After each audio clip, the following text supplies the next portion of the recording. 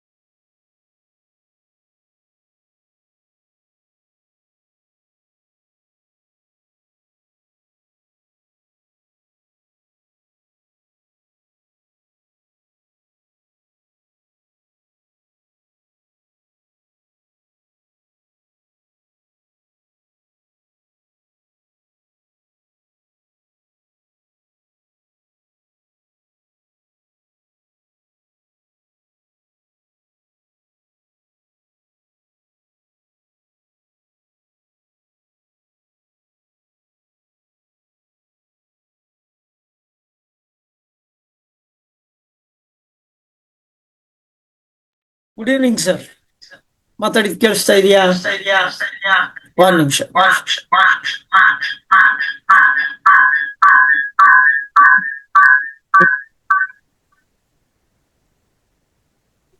Audio clear ಇದೆಯಾ sir? Clear ಇದೆ sir. Jyotiba sir, ನೀವು ಮತ್ತೆ ಅನ್ಮ್ಯೂಟ್ ಮಾಡಿ ಮಾತಾಡಿ ಪ್ಲೀಸ್. ಜಾಧವ್ ಸರ್. ಸರ್ ನಮಸ್ತೆ ಸರ್. ನಮಸ್ತೆ. ನಿಮ್ದು ಒಂದ್ಸಲ ವಿಡಿಯೋ ಒಂದ್ಸಲ ಆನ್ ಮಾಡ್ತೀರಾ? ವಿಡಿಯೋ ಎಲ್ಲಿ ಬರುತ್ತೆ? ಆಡಿಯೋ ಬಂತು. ಆಡಿಯೋ ಬಾಜುಕದ ನೋಡ್ರಿ ಸರ್.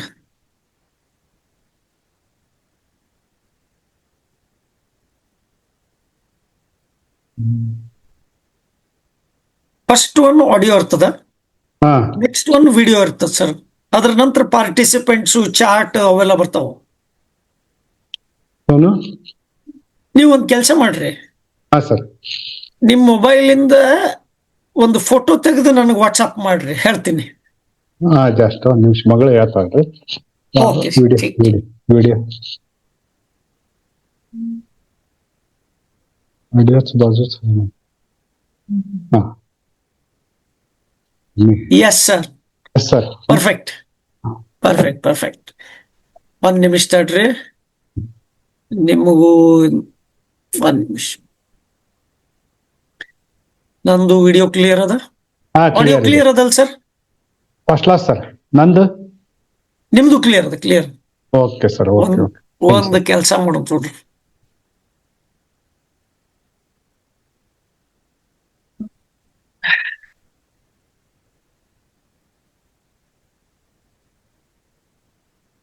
ಸ್ಪಾಟ್ಲೈಟ್ ಮಾಡು.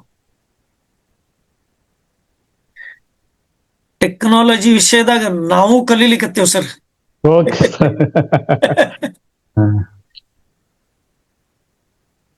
ಯಾರೋ ಶೆಣೈ ಅನ್ನೋರು ಇದು ಮಾಡ್ತಾರಲ್ಲ ಸ್ವಲ್ಪ ಹಾ ಹೌದು.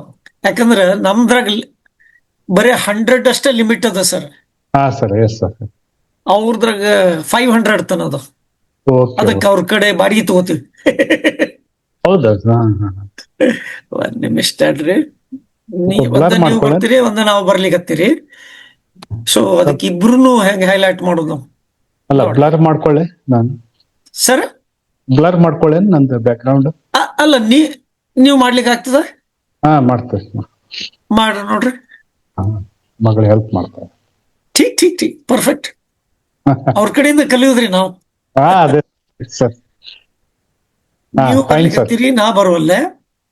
ಓಕೆ, ನಾ ಮಾತಾಡಿದ್ರೆ ನಾ ಬರ್ಲಿಕತ್ತೀನಿ. So let me see. ಬೇಕಾದ್ರೆ ಈಗ ವಿಡಿಯೋ ಆಫ್ ಮಾಡ್ಕೊಂಡಿರ್ರಿ. ವಿಡಿಯೋ ಮಾಡ್ಕೊಂಡು ಆಫ್ ಮಾಡ್ರಿ. ಇನ್ನು 7 ನಿಮಿಷ ಅದ ರೀ. Will wait. ಹಾ ಸರ್. ಆಡಿಯೋ ಸರ್ ಬಂದ್ ಮಾಡ್ಲಾ? ಆಡಿಯೋನು ಬಂದ್ ಮಾಡ್ಬೇಡ್ರಿ sir. Thank you sir, thank you so much.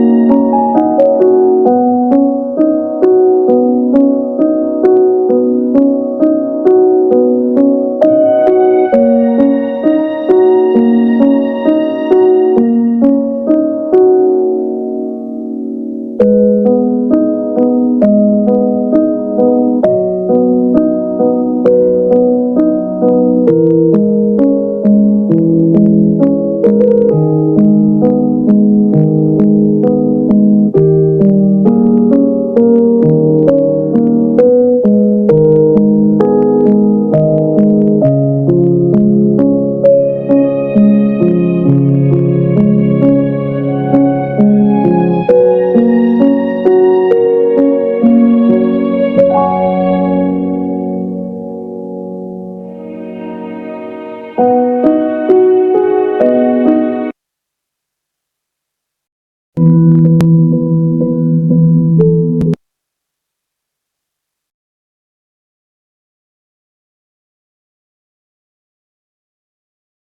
ನಾನು ಮಾತಾಡಿದ್ ಕೇಳಿಸ್ತಾ ಇದೆಯಾ? ಕೇಳಿಸ್ತಾ ಇದೆ ಅಂತಂದ್ರೆ ದಯವಿಟ್ಟು ಚಾಟ್ ಬಾಕ್ಸ್ ಅಲ್ಲಿ ಮೆಸೇಜ್ ಹಾಕಿ ಕೇಳಿಸ್ತಾ ಇದೆ ಅಂತ, ಕ್ಲಿಯರ್ ಅಂತ. ಎಲ್ಲರಿಗೂ ಶುಭೋದ ಸಂಜೆಯ thank you so much Mahalakshmi madam, really appreciate. ಇವತ್ತಿನ ದಿವಸ ಸಂಡೇ ಇದ್ರೂ ಸಹಿತ ಸುಮಾರಷ್ಟು ಜನ ಆಲ್ರೆಡಿ ಬಂದು ತಯಾರಾಗಿ ಕೂತಿದ್ದೀರಾ.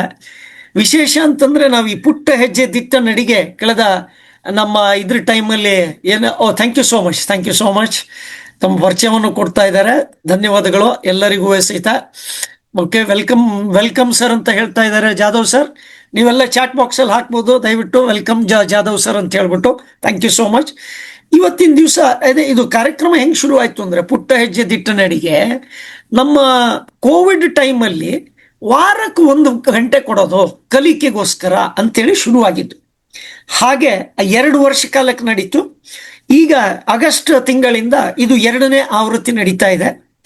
2ನೇ ಆವೃತ್ತಿಯಲ್ಲಿ ಸುಮಾರಷ್ಟು ಹೊಸಬರು ಬರ್ತಾ ಇದ್ದಾರೆ. ನಮ್ಮ ಜಾಧವ್ ಸರ್ ಆವಾಗಲೂ ಕಾರ್ಯಕ್ರಮದಲ್ಲಿ ಬಂದು ಕಾಂಟ್ರಿಬ್ಯೂಷನ್ ಕೊಟ್ಟಿದ್ರು, ಇವಾಗಲೂ ಬಂದಿದ್ದಾರೆ.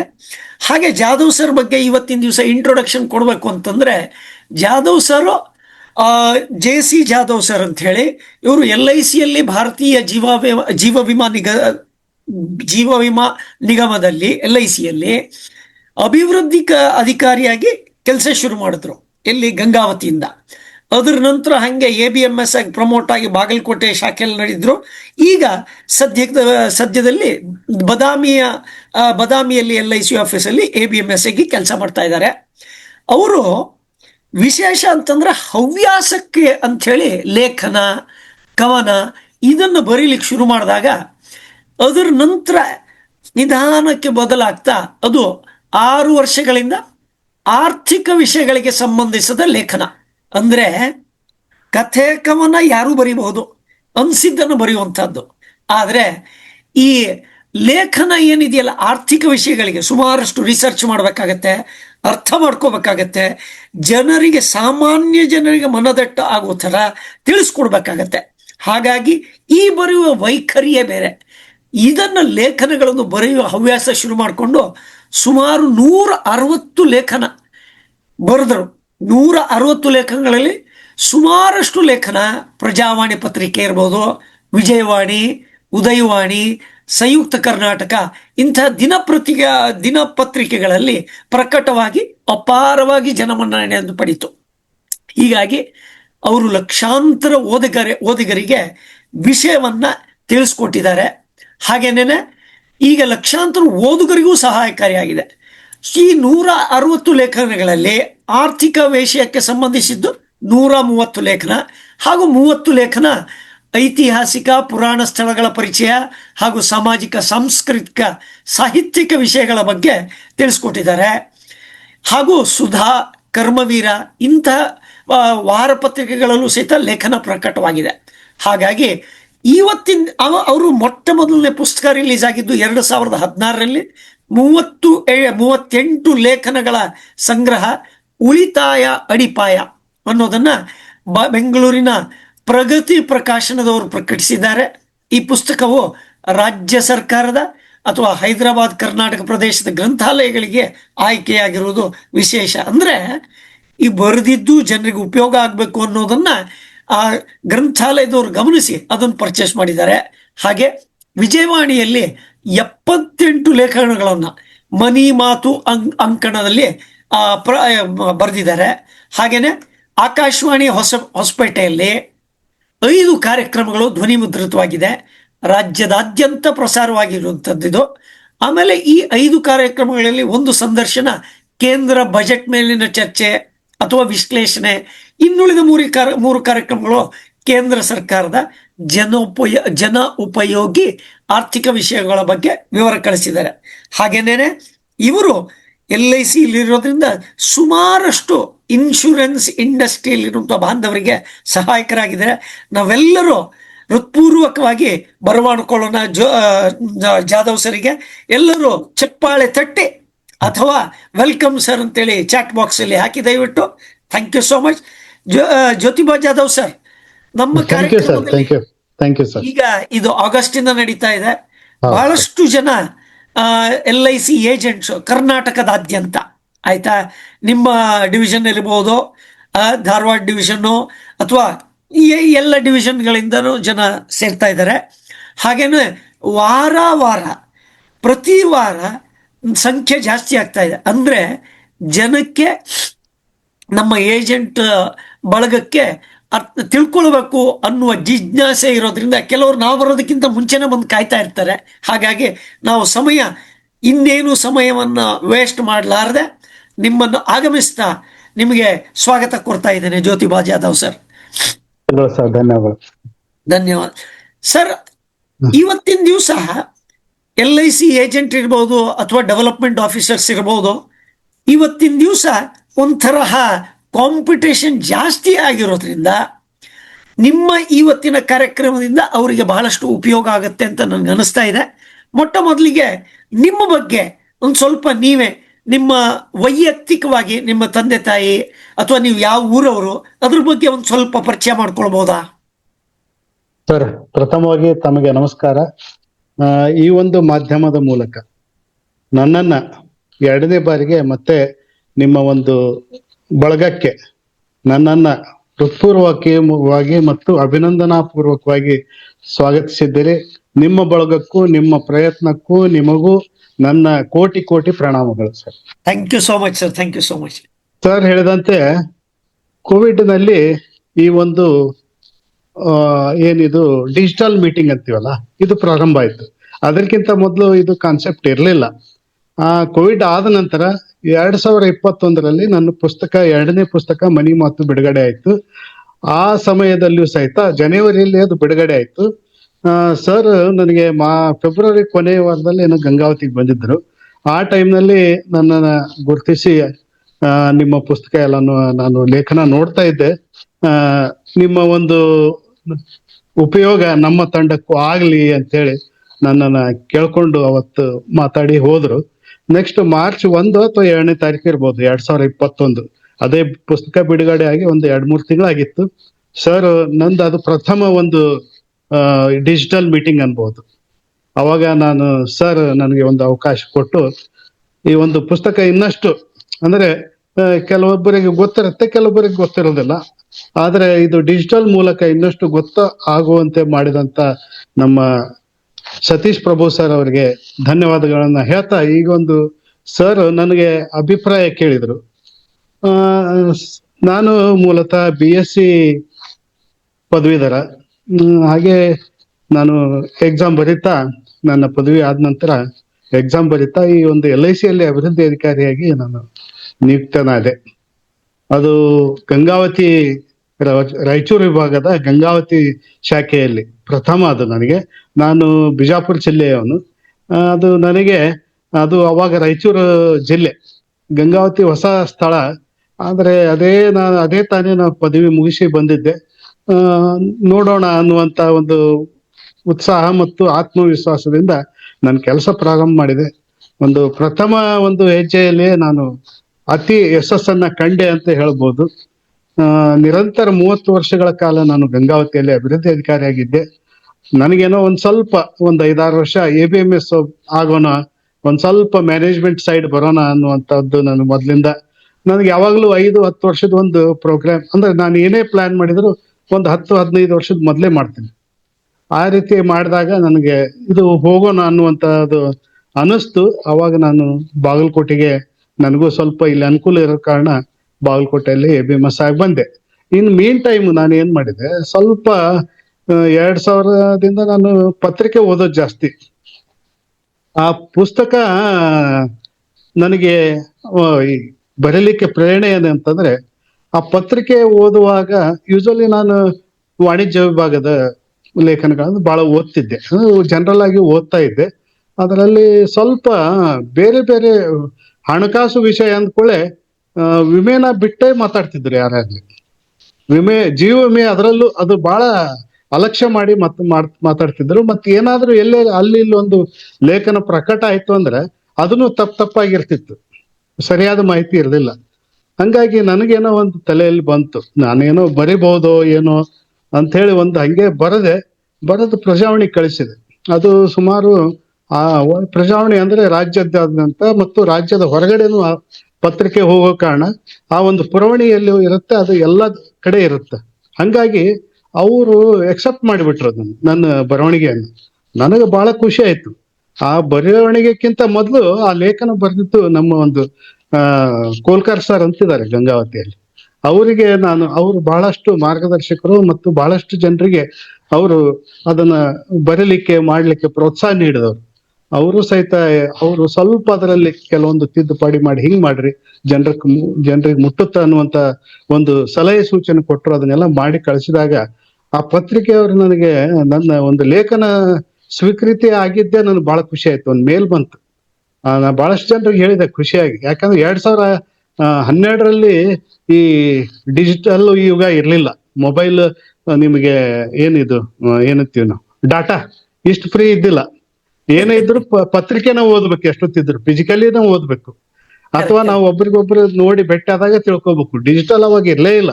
1 GB ನೀವು ಖರ್ಚು ಮಾಡ್ಬೇಕಾದ್ರೆ 1 ತಿಂಗಳಿಗೆ 350-400 ರೂಪಾಯಿ ನಾವು ಖರ್ಚು ಮಾಡ್ತಿದ್ದೇವೆ ಅವಾಗ. ಬಟ್ ಈಗೆಲ್ಲ ಬದಲಾವಣೆ ಆಗಿದೆ ಬಿಡ್ರಿ. ಹಂಗಾಗಿ ನಾನು SMS ಮೂಲಕ ಮುಂದೆ ಅದು ಒಂದೂವರೆ ತಿಂಗಳು 1 ತಿಂಗಳಾದ್ಮೇಲೆ ಅದು ಪ್ರಕಟ ಆಯ್ತು.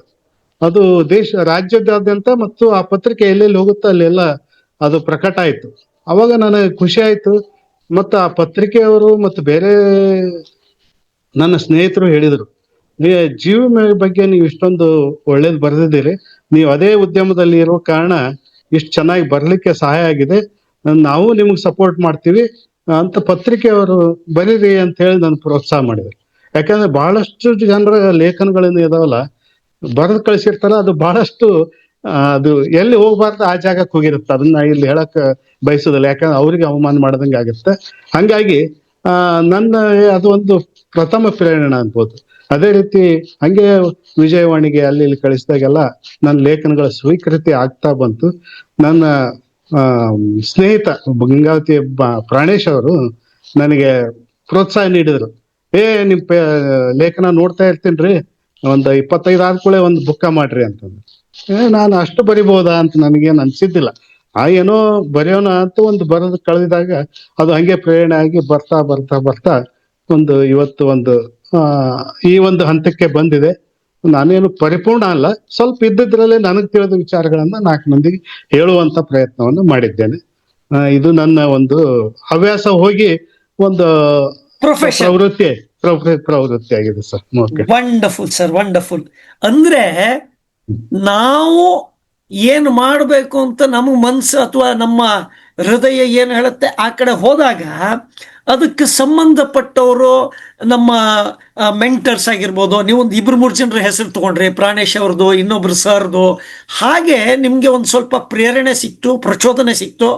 ಆಮೇಲೆ ಪ್ರಜಾವಾಣಿಯವರು ಸಹಿತ ಹೋಲ್ ಹಾರ್ಟೆಡ್ಲಿ ಅಕ್ಸೆಪ್ಟ್ ಮಾಡ್ಕೊಂಡ್ರು. ಹಾಗಾಗಿ ಇದು ಪ್ರವೃತ್ತಿ ಮುಂದುವರಿತು ಅಂತ ಹೇಳಿದ್ರಿ ಅಲ್ವಾ? ಆಮೇಲೆ ಹೀಗೆ ಈಗ ನಿಮ್ಗೆ ಮೊಟ್ಟ ಮೊದಲನೇದಾಗಿ ಬರಿಬೇಕು ಅಂತ ಅನ್ಸಿದ್ ಯಾಕೆ? ಅದ್ರದ್ದು ಹಿಂದಿನ ಏನಾರ ಕಾರಣ ಹೇಳ್ಬೋದಾ? ಅದೇ ಹೇಳಿದ್ನಲ್ಲ ಸರ್, ಪತ್ರಿಕೆಯಲ್ಲಿ ಓದ್ತಾ ಇರುವಾಗ ಲೇಖನಗಳನ್ನ ಮಾರ್ಕೆಟಿಂಗ್ ಅಂತ ಇದು ಫೈನಾನ್ಷಿಯಲ್ ಮಾರ್ಕೆಟ್ ಅಂತ ಬಂದಾಗ ಬರೀ ಶೇರ್ ಮಾರ್ಕೆಟ್ ಬಗ್ಗೆ ಆಗ್ಲಿ, ಮ್ಯೂಚುವಲ್ ಫಂಡ್ ಬಗ್ಗೆ ಆಗ್ಲಿ, ಅವುಗಳ ಬಗ್ಗೆ ಬಹಳ ಎಕ್ಸಾರೇಷನ್ ಮಾಡ್ತಾ ಇದ್ರು. ಜೀವ ವಿಮೆ ಬಗ್ಗೆ ಎಲ್ಲಿ ನಾನು ಅಷ್ಟು ನಿಖರವಾದ ಮಾಹಿತಿ ಓದ್ಲಿಲ್ಲ. ನಾನು ಇದೇ ಒಂದು ಕ್ಷೇತ್ರದಲ್ಲಿ ಇರೋ ಕಾರಣ ಬರಿಬಹುದೇನೋ ಅಂತ ಬರೆಯಕ್ ಪ್ರಾರಂಭ ಮಾಡಿದೆ.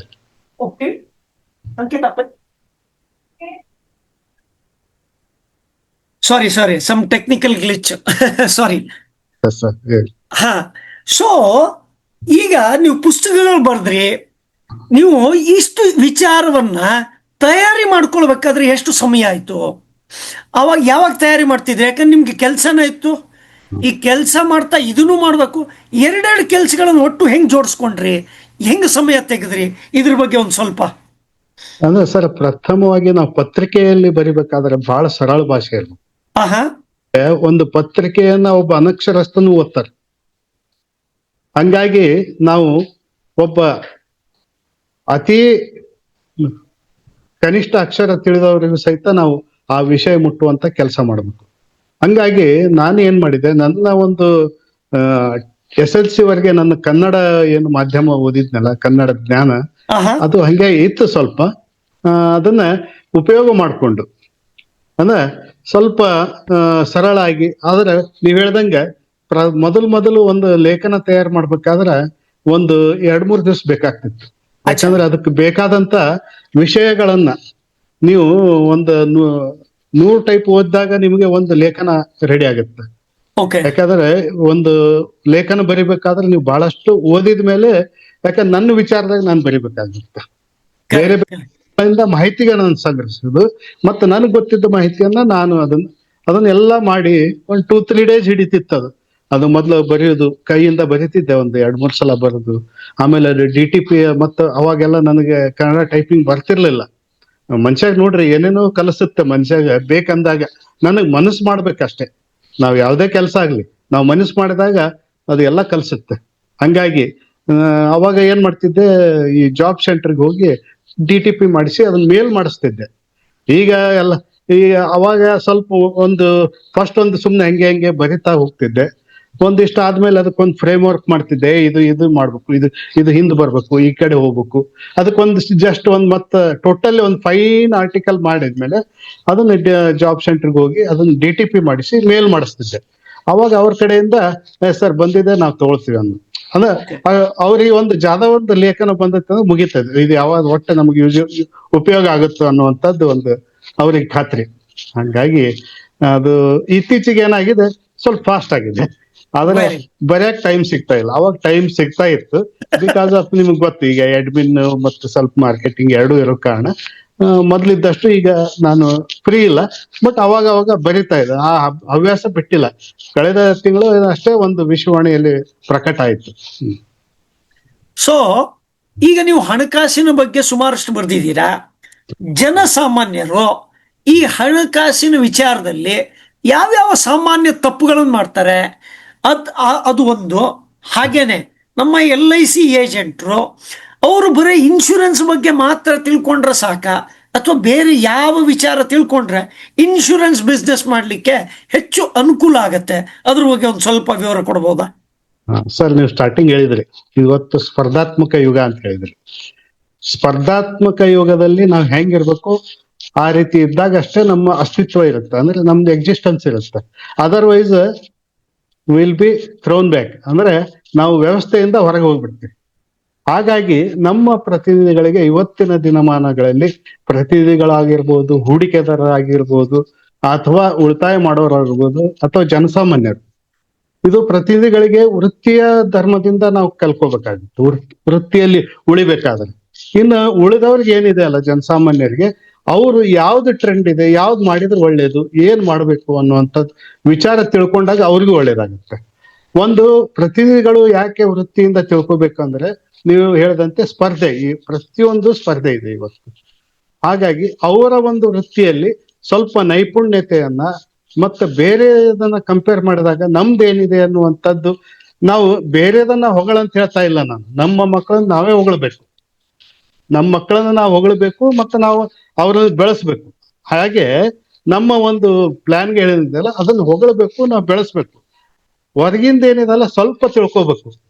ಅವ್ರಿಗೆ ನಾವು ಹೇಳಕ್ ಅನುಕೂಲ ಆಗುತ್ತೆ. ನಮ್ಮಲ್ಲಿ ಏನಿಲ್ಲ ಹೇಳ್ರಿ, ಎಲ್ಲಾನು ಇದೆ. ನಮ್ಮ ಸಂವಿಧಾನದಲ್ಲಿ ಏನಿದೆ ಆ ರೀತಿ ನಮ್ಮ LIC ಯಲ್ಲಿ ಎಲ್ಲಾನು ಇದೆ. ಬಟ್ ಜನರು ಏನ್ ಮಾಡ್ತಾರೆ, ಕೆಲವೊಂದು ಏನೋ ಬಹಳ ಬೇಗ ಶ್ರೀಮಂತರ ಆಗ್ಬೇಕು, ಓಕೆ, ಬಹಳಷ್ಟು ನಾವು ಇಮಿಡಿಯೇಟ್ ದುಡ್ಡು ಬರ್ಬೇಕು ಅಂತ ಏನೇನೋ ಆಸೆಗೆ ಅವ್ರು ಬಲಿಯಾಗಿ ಅಲ್ಲಿ ಇನ್ವೆಸ್ಟ್ಮೆಂಟ್ ಮಾಡಿದೆ, ಇಲ್ಲಿ ಇನ್ವೆಸ್ಟ್ಮೆಂಟ್ ಮಾಡಿದೆ, ಯಾವ್ದೋ ಕಂಪನಿ ಹಾಕೊಂಡು ಹೋಯ್ತು, ಮತ್ತೊಂದು ಕಂಪನಿ ಇದಾಯ್ತು, ಮತ್ತ ಅವ್ರಿಗೆ ಹೆಲ್ಪ್ಗೆ ಬರೋರು ಯಾರು? ನಮ್ಮ ಪ್ರತಿನಿಧಿಗಳೇ. ಓಕೆ.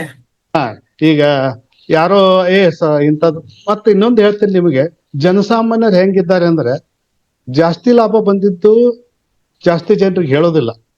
ಓಕೆ. ಮತ್ತೆ ಲುಕ್ಸಾನ್ ಆದ್ರೂ ಹೇಳೋದಿಲ್ರಿ. ಲುಕ್ಸಾನ್ ಆದ್ರೆ ಮರ್ಯಾದೆ ಹೋಗ್ತೈತಿ. ಓಕೆ. ಯಾಕಂದ್ರೆ ನಿನ್ಗೆ ಹೇಳಿದ್ದೆ ಅವಾಗ ಅಲ್ಲಿ ಹಾಕ್ಬೇಡ ಅಂತ, ಹಾಕಿದ್ ನೋಡ್ ಅಂತೇಳಿ ಯಾಕಂದ್ರೆ ಕಳ್ಕೊಂಡಿರ್ತಾನ ಮೊದ್ಲು ಅದೊಂದು ನೋವು, ಮತ್ತ ಅವನ ಕಡೆಯಿಂದ ಅನಿಸ್ಕೋಬೇಕು. ಹಿಂಗಾಗಿ ಬಹಳಷ್ಟು ಜನ ದಿನನಿತ್ಯ ಹಿಂಗ್ ಮೋಸ ಹೋಗ್ತಾ ಇದ್ದಾರೆ. ಆದ್ರೆ ನಮ್ಮ LIC ಯಲ್ಲಿ ಎಲ್ಲವೂ ಟೇಲರ್ ಮೇಡ್, ನಿಮ್ಗೆ Okay. ಎಲ್ಲವೂ ಎಲ್ಲಾ ರೀತಿಯಿಂದ ಇದೆ, ಯಾವುದು ಇಲ್ಲ ಅನ್ನುವಂಗಿಲ್ಲ. ಆ ರೀತಿ ಇತ್ತೀಚೆಗಂತೂ ಇಂಥ ಪ್ರಾಡಕ್ಟ್ ಗಳನ್ನ ಡಿಸೈನ್ ಮಾಡ್ತಾ ಇದೆ, ಜನಸಾಮಾನ್ಯರಿಗೆ ಏನ್ ಬೇಕು ಅದನ್ನು ಕೊಡ್ತಾ ಇದೆ. ಹಾಗಾಗಿ ಜನಸಾಮಾನ್ಯರು ಸಹಿತ, ನಾನು ಅಂದ್ರೆ ನನ್ನ ಉದ್ದೇಶ ಏನಂದ್ರೆ, ನೀವು ದಿನ ಹೋಳಿಗೆನ ತಿನ್ಬೇಡ್ರಿ, Okay. ರೊಟ್ಟಿನೂ ತಿನ್ರಿ, ಚಟ್ನಿನೂ ತಿನ್ರಿ, ಪಲ್ಯನೂ ತಿನ್ರಿ. ಆದ್ರೆ ಹೆಚ್ಚಾಗಿ ನಾನು LIC ಆಗಿ ಸ್ವಲ್ಪ ನನಗೆ ಆಕರ್ಷಣೆ ಅದನ್ನ ಹೇಳ್ತೇನೆ. ಆದ್ರೆ ಕೆಲವೊಬ್ಬರಿಗೆ ಈಗ ಕೆಲವೊಂದು ವಿಚಾರಗಳಿದೆ, ಮಾರುಕಟ್ಟೆ ಆಧಾರಿತ ನಮ್ಮಲ್ಲಿ ಪ್ಲಾನ್ಗಳು ಇದೆ, ಸಾಂಪ್ರದಾಯಿಕ ವಿಮೆಗಳು ಇದೆ, ಮತ್ತು ಖಚಿತ ಒಂದು ನಿಮಗೆ ರಿಟರ್ನ್ ಕೊಡ್ತಕ್ಕಂತ ಒಂದು ಯೋಜನೆಗಳು ಇವೆ.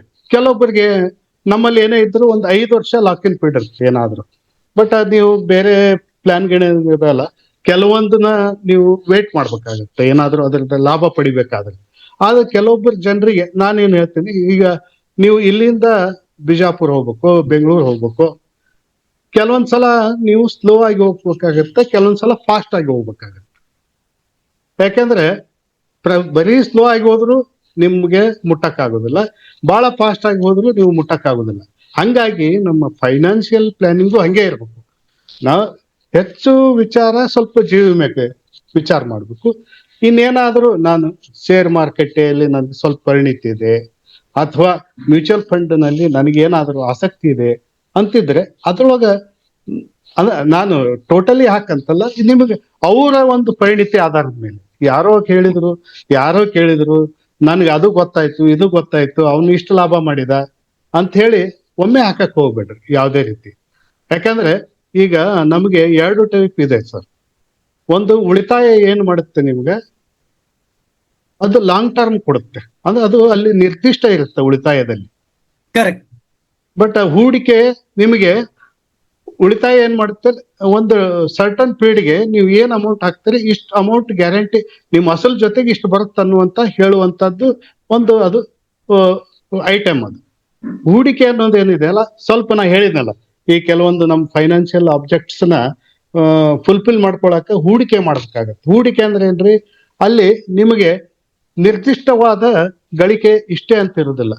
ಅದನ್ನ ನೀವು ಮ್ಯೂಚುವಲ್ ಫಂಡ್ ಅಲ್ಲಿ ಇರ್ಬೋದು, ಯುಲಿಪ್ ಗಳಲ್ಲಿ ಇರ್ಬೋದು, ಅಥವಾ ಶೇರ್ ಮಾರುಕಟ್ಟೆಯಲ್ಲಿ ಇರ್ಬೋದು. ಈ ರೀತಿಯಾಗಿ ಅದನ್ನ ಫೈನಾನ್ಷಿಯಲ್ ಆಬ್ಜೆಕ್ಟ್ಸ್ ಅಂದ್ರೆ ಪ್ರತಿದಿನ ನಿತ್ಯ ನಾವು ಕೆಲವೊಂದು ನಮ್ಮ ಮಕ್ಕಳಿಗೆ ವಿದ್ಯಾಭ್ಯಾಸ ಇರ್ಬೋದು, ನಮ್ಮ ಒಂದು ಕಾರ್ ತಗೊಳಕ್ ಇರ್ಬೋದು, ಅಥವಾ ಮತ್ತೊಂದು ಕೆಲವೊಂದು ಆಬ್ಜೆಕ್ಟ್ ಗಳನ್ನ ಈ ಬರೀ ಉಳಿತಾಯದಿಂದ ನಾವು ಮಾಡ್ಕೊಳಕ್ ಸಾಧ್ಯ ಇಲ್ಲ. ಇಂಥ ಒಂದು ಶೇರ್ ಮಾರುಕಟ್ಟೆ ಆಗ್ಲಿ, ಮ್ಯೂಚುವಲ್ ಫಂಡ್ ಆಗ್ಲಿ, ಯುಲಿಪ್ ಗಳಿಂದ ಬಂದಂತ ಅಲ್ಲಿ ಲಾಭ ಜಾಸ್ತಿ ಬರುತ್ತೆ, ಆದರೆ ಅದು ಸರಿಯಾದ ರೀತಿಯಲ್ಲಿ ಇನ್ವೆಸ್ಟ್ ಆದಾಗ ಬರುತ್ತೆ. ಹಂಗಾಗಿ ಇವುಗಳನ್ನ ತಿಳ್ಕೋಬೇಕು ಅನ್ನುವಂಥದ್ದು ನನ್ನ ಉದ್ದೇಶ ಸರ್. ಈಗ ಇವತ್ತಿನ ಯುವಕರಿಗೆ ನೀವು ಇನ್ಶೂರೆನ್ಸ್ ತಗೊಳ್ಳಿ ಅಂತ ಹೇಳ್ತೀರಾ, ಅಥವಾ ಮ್ಯೂಚುವಲ್ ಫಂಡ್ ತಗೊಳ್ಳಿ ಅಂತ ಹೇಳ್ತೀರಾ, ಅಥವಾ ಡೈರೆಕ್ಟ್ ಆಗಿ ಯಾವುದು ಸ್ಟಾಕ್ ಮಾರ್ಕೆಟ್ಗೆ ಹಾಕಂತೀರಾ? What is your idea? ಯಾಕಂದ್ರೆ ಇವತ್ತಿನ ಜನ ಅವ್ರಿಗೆ ಇನ್ಸ್ಟಂಟ್ ರಿಸಲ್ಟ್ ಬೇಕು ಅಂತ ಹೇಳ್ತಾರೆ, 15 ವರ್ಷದ ಪಾಲಿಸಿ ಬೇಡ ಅಂತ ಹೇಳ್ತಾರೆ. ಅವರಿಗೆ ಹೆಂಗೆ ಕನ್ವಿನ್ಸ್ ಮಾಡೋದು ಅಂತ ನಮ್ಮ ಏಜೆಂಟ್ರಿಗೆ, ಸುಮಾರಿಗೆ ಜನಕ್ಕೆ ಸ್ವಲ್ಪ ತಳಮಳ ಇದೆ. ಅದ್ರ ಬಗ್ಗೆ ಒಂದು ಸ್ವಲ್ಪ ಬೆಳಕು ಚೆಲ್ಲಬಹುದಾ? ಸರಿಯಾದ ನೀವು ಒಂದು ಪ್ರಶ್ನೆ ಸರಿಯಾದ ಸಮಯದಲ್ಲಿನೇ ಕೇಳಿದ್ರಿ.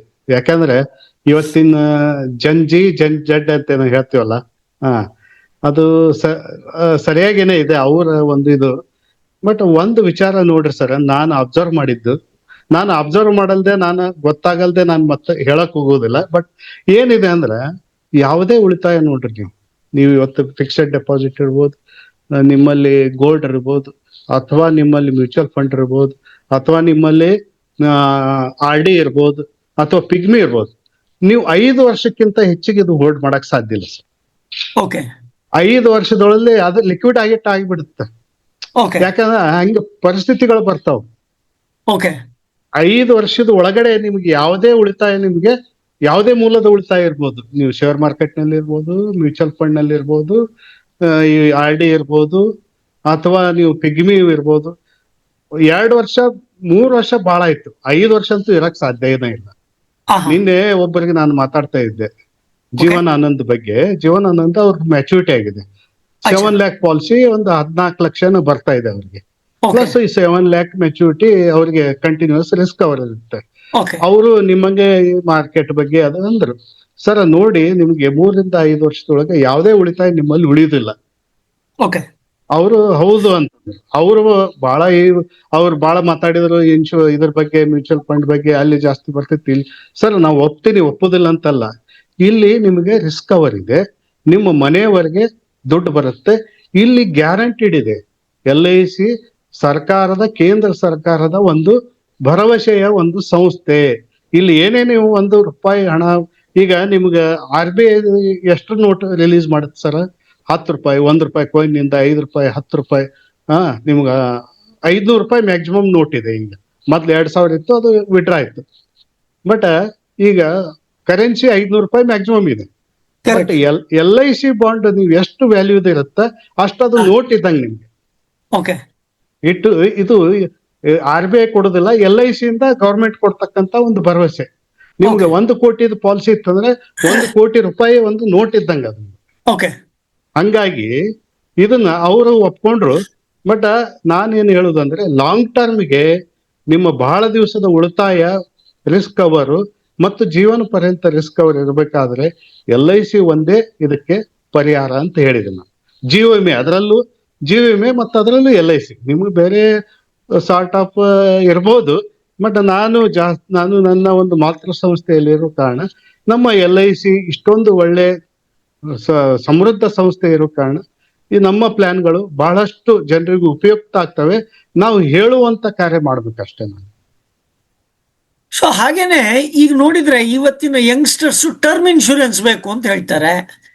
ಆದ್ರೆ ನಮ್ಮ ಏಜೆಂಟ್ರು ಒಂದ್ ಸ್ವಲ್ಪ ಟರ್ಮ್ ಇನ್ಶೂರೆನ್ಸ್ ಮಾರಕ್ಕೆ ಒಂದ್ ಸ್ವಲ್ಪ ಹಿಂದೇಟಾಗ್ತಾರೆ. ಟರ್ಮ್ ಇನ್ಶೂರೆನ್ಸ್ ಏನೋ ಕೊಟ್ಟೆ ಅಥವಾ ಅದಕ್ಕೆ ರೈಡರ್ ಏನೋ ಕೊಟ್ಟರೆ ಅಂದ್ರೆ ಮೆಡಿಕಲ್ ಟ್ರಿಗರ್ ಆಗತ್ತೆ. ಅದೊಂದು ಮೆಡಿಕಲ್ ಟ್ರಿಗರ್ ಆಗ್ಬಿಡ್ತು ಅಂದ್ರೆ ಅವ್ರು ಮೆಡಿಕಲ್ ಬರ್ಲಿಲ್ಲ ಅಂದ್ರೆ ಪಾಲಿಸಿ ಆಗಲ್ಲ ಅಂತಂದು ಟರ್ಮ್ ಇನ್ಶೂರೆನ್ಸ್ ಪೂರಾ ಅವಾಯ್ಡ್ ಮಾಡ್ಬೇಕಾ ಅಥವಾ ಕಸ್ಟಮರ್ಗೆ ಟರ್ಮ್ ಇನ್ಶೂರೆನ್ಸ್ ಅನ್ನು ಕೊಡ್ಬೇಕಾ?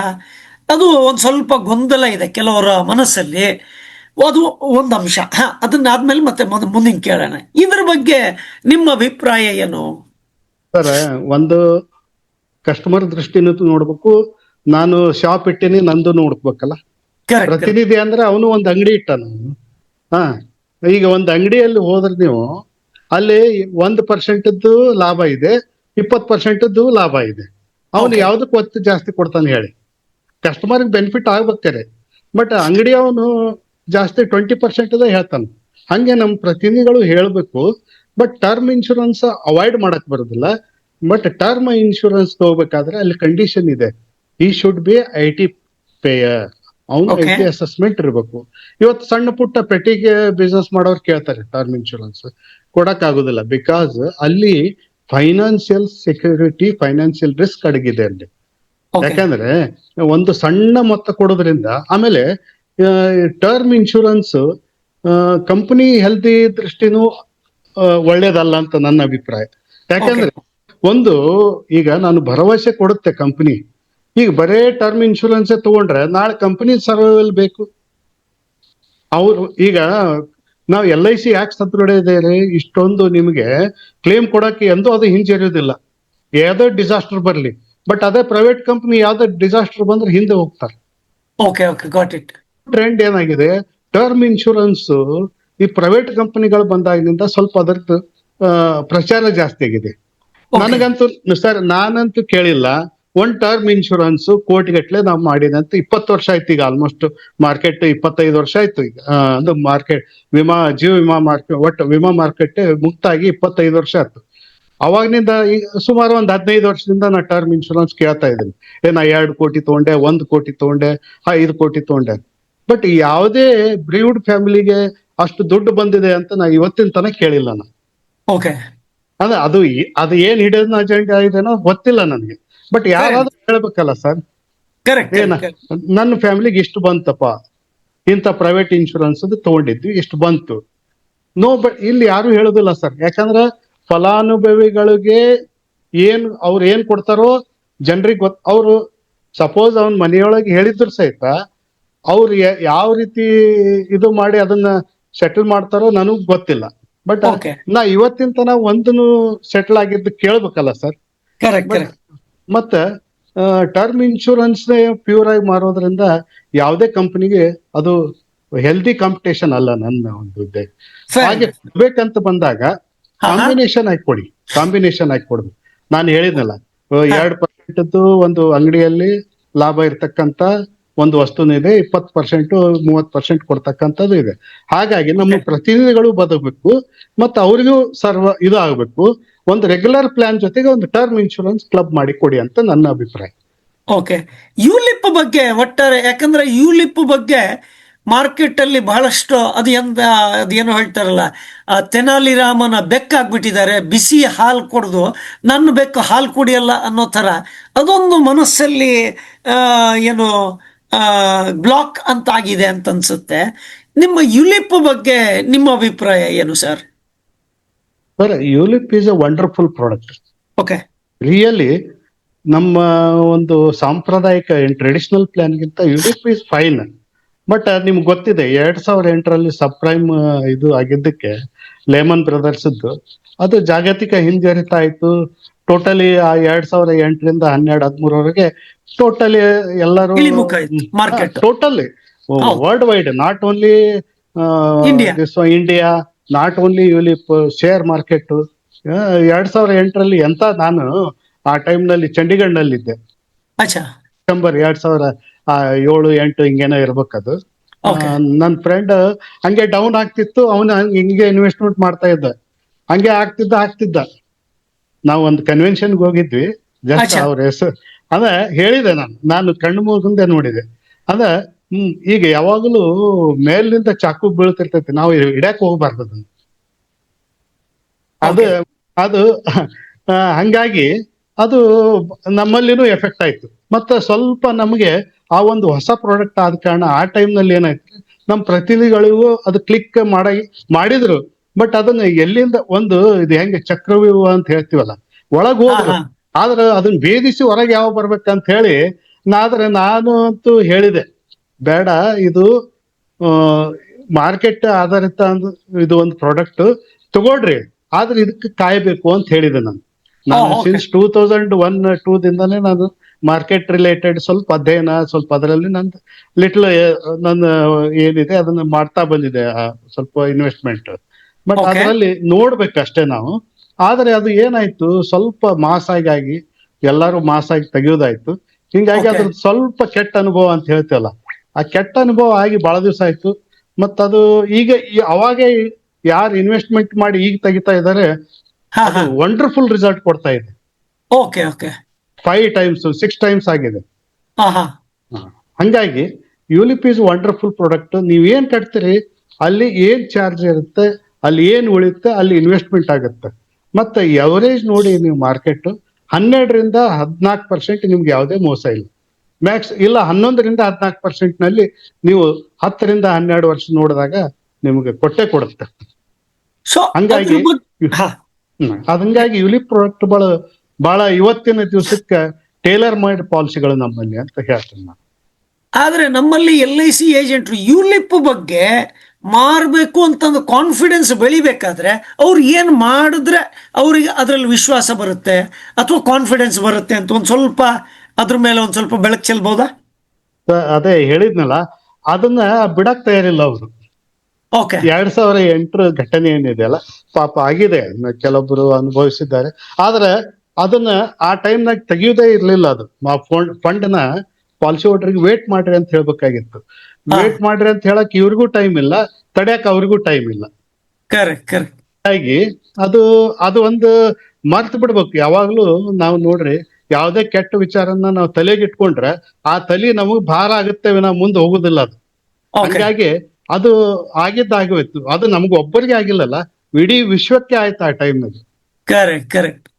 ಹೌದಪ್ಪ, ನನ್ಗೆ ಒಬ್ಬನಿಗೆ ಆಗಿದೆ ಅಂದ್ರೆ it is wrong with agent or company, ಅಥವಾ LICಗೆ ಒಂದೇ ಆಗಿದೆ ಅಂದ್ರೆ ನಾನು ಹೋಗ್ತೇನೆ ಅದು. ಅಚ್ಚಾ. ಆಮೇಲೆ ಈಗ ಈ ಫೈನಾನ್ಷಿಯಲ್ ಮಾರ್ಕೆಟ್ ಕ್ರಾಶು ಇಂಥದ್ದೆಲ್ಲ ಆದಾಗ ಯುಲಿಪ್ ರೇಟ್ ಕಡಿಮೆ ಆಗುತ್ತೆ ಅಥವಾ NAV ಕಡಿಮೆ ಆಗುತ್ತೆ. ಆ ಟೈಮಲ್ಲಿ ಕಸ್ಟಮರ್ ಮನೋಬಲನೂ ಕಡಿಮೆ ಆಗುತ್ತೆ. ಕಸ್ಟಮರು ಬ್ಲೇಮ್ ಮಾಡ್ತಾರೆ, ನೀನು ಹೇಳ್ದೆ ನಾನು ಹಾಕಿದ್ದೀನಿ, ಆ ಜಗಳ ಆದಾಗ ಆ ಪ್ರಾಬ್ಲಮ್ ಅನ್ನ ಹೆಂಗೆ ಅಡ್ರೆಸ್ ಮಾಡಬಹುದು, ಯಾವ ರೀತಿ ಅದನ್ನ ಮಾತಾಡಬೇಕು ಅದ್ರ ಬಗ್ಗೆ. ಯಾಕಂದ್ರೆ ಈಗ ಸ್ಟಾಕ್ ಮಾರ್ಕೆಟ್ ಕಳೆದ ಸ್ವಲ್ಪ ದಿವಸದಿಂದ ಮೇಲ್ಗಡೆ ಹೋಗ್ತಾ ಇದೆ. ಟ್ರಂಪ್ ಏನೋ ಹೇಳಿದ್ರಂತೆ ನಾವು ಭಾರತದ ಜೊತೆಗೆ ವ್ಯಾಪಾರ ಮಾಡ್ತೀವಿ ಅಂತೇಳಿ, ಹಂಗಾಗಿ ಮಾರ್ಕೆಟ್ ಮೇಲ್ಗಡೆ ಹೋಗ್ತಾ ಇದೆ. ಅದಕ್ಕೆ ಹೆದರಿಕೆ ಏನಂದ್ರೆ ಯಾವತ್ತು ಮತ್ತೆ ಬಿದ್ದು ಬಿಟ್ರೆ ಈಗ ಮತ್ತೆ ಯುಲಿಪಿಗೆ ಮಾರ್ಕೆಟ್ ಮೇಲೆ ಹೋದಾಗ ಇನ್ವೆಸ್ಟ್ಮೆಂಟ್ ಮಾಡ್ಬೇಕಾ ಬೇಡವಾ, ಆ ಒಂದು ಅಂಜಿಕೆಯನ್ನ, ಆ ಪ್ರಾಬ್ಲಮ್ ಸಾಲ್ವಿಂಗ್ ಅಪ್ರೋಚ್ ಅನ್ನ ಹೆಂಗ್ ಮಾಡ್ಬೋದು ಅನ್ನೋದನ್ನ ಒಂದು ಸ್ವಲ್ಪ ಇದು ಮಾರ್ಕೆಟ್ ಒಂದೇ ಅಲ್ಲ, ಶೇರ್ ಮಾರ್ಕೆಟ್ ಒಂದೇ ಸಂಬಂಧಿಸಿದ್ದಲ್ಲ. ನೀವು ಮಾರ್ಕೆಟ್ನಾಗ ನೋಡ್ರಿ ಎಲ್ಲ ಟ್ರೇಡರ್ಸ್ ಅಂದ್ರೆ ಬೇರೆ ಕಿರಾಣಿ ಅಂಗಡಿ ಇದೆ, ಸೇಬು, ತರಕಾರಿ, ಎಲ್ಲಾನು ತರಕಾರಿ, ನಿಮ್ಗೆ ಗ್ರೋಸರೀಸ್, ಕಿರಾಣಿ ಅಂಗಡಿ, ನಿಮ್ಗ ಒಂದೊಂದು ರೇಟ್ ಹೆಚ್ಚಾಗಿರುತ್ತೆ, ಒಂದೊಂದ್ಸಲ ಕಡಿಮೆ ಆಗಿರುತ್ತೆ. ಯಾಕೆ ಎಲ್ಲಾ ಅಂಗಡಿಯವ್ರು ನೋಡ್ರಿ, ಈ ಅವನೇನೋ ಒಂದು 6 ತಿಂಗಳದ್ದು ಅಥವಾ 1 ವರ್ಷದ್ದು ಪ್ಲಾನ್ ಮಾಡಿ ಒಂದು 10 ಕ್ವಿಂಟಲ್ ತೊಗರಿ ತಗೊಂಡು ಇಟ್ಕೊಂಡ್ಬಿಡ್ತಾನೆ. ಓಕೆ, ಇದು ಎಲ್ಲಾ ವ್ಯಾಪಾರ ಗೊತ್ತಾಗಿದೆ ರೀ. ಇದು ಅವ್ರಿಗೆ ರೆಗ್ಯುಲರ್ ಇದು ಅವ್ರ ಅನುಭವಕ್ಕೆ ಬಂದಿರುತ್ತೆ. ಯಾಕಂದ್ರೆ ಯಾವುದೇ ವಸ್ತು ಸ್ಥಿರತೆ ಇರೋದಿಲ್ರಿ, ಒಂದ್ಸಲ ಹೆಚ್ಚಾಗುತ್ತೆ, ಒಂದ್ಸಲ ಕಡಿಮೆ ಆಗುತ್ತೆ. ಈಗ ಬಂಗಾರನು ಎಷ್ಟೋ ಸಲ ಹೆಚ್ಚಾಗಿ ಕಡಿಮೆ ಆಗಿದ್ದು ಉಂಟು. ಮತ್ತೆ ನನ್ನ ಪಕ್ಕಾ ನೆನಪಿದೆ ಸರ್, ಬೆಳ್ಳಿ ಒಂದು ಕಾಲಕ್ಕೆ 72, 75, 82 ತನ ಹೋಗಿತ್ತು. ಮತ್ತದು 40, 45 ತನ ಬಂದಿತ್ತು. ಓಕೆ, ಯಾಕಂದ್ರೆ ನನ್ ಪಕ್ಕ ನೆನಪಿದೆ, ನಾನು ತಗೊಂಡಿದ್ದೇನೆ ಅವಾಗ ಸ್ವಲ್ಪ. ಅದ ಫಿಸಿಕಲಿ ನನಗೆ ಬೇಕಾಗಿತ್ತು, ಆ ಟೈಮ್ನಾಗ ತಗೊಂಡಿದ್ದೆ. ಒಂದು ಲಂಸಮ್ ಅಮೌಂಟ್ ಬಂದಿತ್ತು, ಅದನ್ನ ಬೇಕು ಅಂತ ಹೇಳಿ ಆ ಟೈಮ್ನಾಗ ಒಂದಿಷ್ಟು ತಗೊಂಡಿದ್ದೆ ನಾನು. ನೆಕ್ಸ್ಟ್ ಅದು 40-42 ಸಾವಿರಕ್ಕೆ ಬಂದಿತ್ತು. ಇದು ಶೇರ್ ಮಾರ್ಕೆಟ್ ಒಂದೇ ಅಲ್ಲ ಸರ್, ಪ್ರತಿನಿತ್ಯ ಈ ಏರಿಳಿತ ಆಗ್ತಾ ಇರುತ್ತೆ. ಯಾವಾಗ್ಲೂ ನೀವು ಒಂದು ಇನ್ವೆಸ್ಟರ್ ಏನ್ ಥಿಂಕ್ ಮಾಡ್ಬೇಕು, ನಂದು ಮಿನಿಮಮ್ 10-15 ವರ್ಷ, 20 ವರ್ಷ ನಂದು ಇದು ಪ್ರಾಸ್ಪೆಕ್ಟ್ ಇರ್ಬೇಕು. ನಿಮ್ಗೆ 5 ವರ್ಷದೊಳಗೆ ಆಯ್ತು, ಇಟ್ ಇಸ್ ವೆಲ್ ಫೈನ್, ನೀವು ಹೋಗ್ರಿ, ತಗೊಳ್ರಿ ನೀವು. ಬಟ್ ಅದಕ್ಕೂ ಟೈಮ್ ಕೊಡ್ಬೇಕಲ್ಲ ನಾವು. ಇದು ಒಂದಕ್ಕೆ ಶೇರ್ ಮಾರ್ಕೆಟ್ಗೆ ಒಂದೇ ಆಗುದಿಲ್ಲ, ಎಲ್ಲಾ ಕಮಾಡಿಟಿಗೂ ಆಗುತ್ತೆ ಇದು. ನಾವು ನೀವು ಸಣ್ಣ ಅಂಗಡಿಯಾಗ ನೋಡ್ರಿ, ಕಿರಾಣಿ ಅಂಗಡಿ ಆಗಿದ್ದವಂಗ ಅವಂಗ ಯಾವ ರೇಟ್ ಇಳಿತು, ಯಾವ್ದು ರೇಟ್ ಹೆಚ್ಚಾಯ್ತು ಅಂತ 1 ವರ್ಷದಾಗ ಎಲ್ಲ ಹೇಳ್ತಾನ, ಅವ್ನು ಗೊತ್ತಾಕತ್ತೆ. ಎಷ್ಟೋ ಮಂದಿ ಅವ್ರ ಗೋಡೌನ್ನಾಗ ಸ್ಟಾಕ್ ಇಟ್ಟಿರ್ತಾರ, ಎಷ್ಟೋ ಮಂದಿ ಶೇಡ್ಜಿಗಳು, ಮಾರ್ವಾಡಿಗಳು, ಟ್ರೇಡರ್, ಇಷ್ಟು ಸ್ಟಾಕ್ ಇಟ್ಟಿದ್ನಪ್ಪ, ರೇಟ್ ಇಳಿತು, ಡೌನ್ ಆಯ್ತು ಅಂತ. ಹಂಗೆ ಎಲ್ಲದೊಳಗೆ ಇರೋದೇ ಇದು ಫೆನಾಮಿನಾ. ಬಟ್ ಎವರೇಜ್ ನೀವು ನೋಡಿ, ಗ್ರಾಫ್ ನಲ್ಲಿ ಒಂದು ಎವರೇಜ್ ಲೈನ್ ಹಾಕಿದಾಗ ನಿಮ್ಗೆ ಏರಿಕೆ ಕ್ರಮನ ಇರುತ್ತೆ, ಇಳಿಕೆ ಕಡಿಮೆ ಕ್ರಮ ಇರುದಿಲ್ಲ. Got it. ಅಂದ್ರೆ ನೀವು ಹೇಳಿದ ಪ್ರಕಾರ ಮಾರ್ಕೆಟ್ ಕೆಳಗೆ ಬಂದಾಗ ಮಾರ್ಲಾರ್ದೆ ಅದು ಹೆಂಗಿದ್ರು 10 ವರ್ಷ 15 ವರ್ಷ ಯಾವ ಗುರಿಗಂತ ಇಟ್ಟಿದೀವಿ ಅದನ್ನ ನೆಮ್ಮದಿ ಮಾಡ್ಕೊಂಡ್ರೆ ಅದ್ ಮೇಲ್ ಹೋದಾಗ ನಿಮ್ಗೆ ಸಮಾಧಾನ ಆಗುತ್ತೆ ಅಂತ ಅಲ್ವಾ? Wonderful sir. ಈಗಿನ ದಿವಸದಲ್ಲಿ ಹೊಸದಾಗಿ ಮದುವೆ ಆದವರು ದಂಪತಿಗಳು, ಆಯ್ತಾ, ಆ ದಂಪತಿಗಳು ಯಾವ ತರದ ಪಾಲಿಸಿ ಮಾಡಬೇಕು ಒಂದು. ಈಗ ಇನ್ನೊಂದು ಹೊಸ ವಿಚಾರ, ಹೊಸದಾಗಿ ಅಂತ ಹೇಳಿದ್ರೆ ಒಟ್ಟಿಗೆ ಗಂಡ ಹೆಂಡತಿ ಮದುವೆ ಆಗೋದು ಅಥವಾ ಕೆಲವೇ ವರ್ಷದಲ್ಲಿ ಡೈವೋರ್ಸ್ ಆಗೋದು. ಈ ಪರಿಸ್ಥಿತಿಯಲ್ಲಿ ಈ ಮದುವೆ ಆದಾಗ ಪಾಲಿಸಿ ತಗೊಂಡಿರ್ತಾರೆ, ಆಯ್ತಾ, ಗಂಡನ ಹೆಸರು ಹೆಂಡತಿ ತಗೊಂಡಿರ್ತಾರೆ, ಹೆಂಡತಿ ಹೆಸರು ಗಂಡ ತೆಗೆದಿರ್ತಾರೆ, ಅದೆಲ್ಲ ಅಡ್ಜಸ್ಟ್ ಆಗಿರುತ್ತೆ. ಡೈವೋರ್ಸ್ ಆದರೆ ಆವಾಗ ಫೈನಾನ್ಷಿಯಲ್ ಪ್ಲಾನಿಂಗ್ ಎಲ್ಲ ತಳ್ಕೊಂಬಳಕಾಗತ್ತಲ್ಲ, ಆವಾಗ ಯಾವ ರೀತಿ ಗೈಡ್ ಮಾಡೋಕ್ಕೋ ಅಂಥದ್ದೇನಾದರೂ ಒಂದು ಸ್ಪೆಸಿಫಿಕ್ ಆಗಿ ಕೇಳ್ತಾ ಇರೋದು. ಯಾಕೆಂದ್ರೆ ಇವತ್ತಿನ ದಿವಸ ಇದು ಹೆಚ್ಚು ಕಡಿಮೆ ಜಾಸ್ತಿ ಆಗ್ತಾ ಇರೋದ್ರಿಂದ ಆ ಪ್ರಶ್ನೆ ಕೇಳ್ತಾ ಇದ್ದೀನಿ ಸರ್. ಒಳ್ಳೆ ಸರ. ಮೊದಲನೇದಾಗಿ ಒತ್ತು ಕೊಡೋದು ಕೂಡಿಸೋದಕ್ಕೆ ವಿಚಾರ ಮಾಡೋಣ ಫಸ್ಟ್. ಓಕೆ. ಅದು ಬೇರೆ ಆದಾಗ not only financial, totally mental disaster ಆಗಿರುತ್ತೆ, ಫ್ಯಾಮಿಲಿ ಒಡೆದೋಗಿರುತ್ತೆ. ಅದನ್ನ ಜಾಸ್ತಿ ಒತ್ತು ಕೊಡೋದು ಬೇಡ. ಬಿಕಾಸ್ ಒಂದು ಕಡೆ ಹೊಡ್ತಾದ್ರೆ ಎಲ್ಲಾನು ಆದಂಗೆ, ನಾಟ್ ಓನ್ಲಿ ಫೈನಾನ್ಷಿಯಲ್. ಫಸ್ಟ್ ನಾವು ಭಾವನಾತ್ಮಕ ಸಂಬಂಧಗಳನ್ನ ಮತ್ತು ಅವರನ್ನ ಆ ವಿಚಾರವನ್ನ ಅಷ್ಟೇ ನಾವು ಜಾಸ್ತಿ ಮಾತಾಡೋಣ ಸರ್. ನಂದು ಉದ್ದೇಶ ಏನಂದ್ರೆ ಫೈನಾನ್ಷಿಯಲ್ ಅಷ್ಟೇ ಅಲ್ಲ, ಟೋಟಲಿ ಕೊಲ್ಯಾಪ್ಸ್ ಆಗ್ತಿತ್ತು ಅವ್ರದ್ದು. ಸೋಷಿಯಲ್ ಲೈಫ್ನು ಕೊಲ್ಯಾಪ್ಸ್ ಆಗುತ್ತೆ ಪಾಪ, ಮತ್ತ ಅವ್ರದ್ದು ಫ್ಯಾಮಿಲೀಸು ಇದಾಗ್ತವೆ, ಮತ್ತೆ ಮನಸ್ಸು ಎಲ್ಲ ಇದಾಗುತ್ತೆ. ಹಂಗಾಗಿ ಈ ನಾನು ಹೇಳೋದು ಒಟ್ಟಾಗಿರುವಂತದ್ದು ನಾನು ಒತ್ತು ಕೊಡ್ತೀನಿ, ಅದನ್ನೇ ಮಾತಾಡೋಣ. ಮತ್ತೆ ಸಮಾಜದಲ್ಲಿ ನಾವು ಹಿರಿಯರಾಗಿ ಅದನ್ನೇ ಬೆಳೆಸೋಣ ಅಂತ ನನ್ನ ಉದ್ದೇಶ.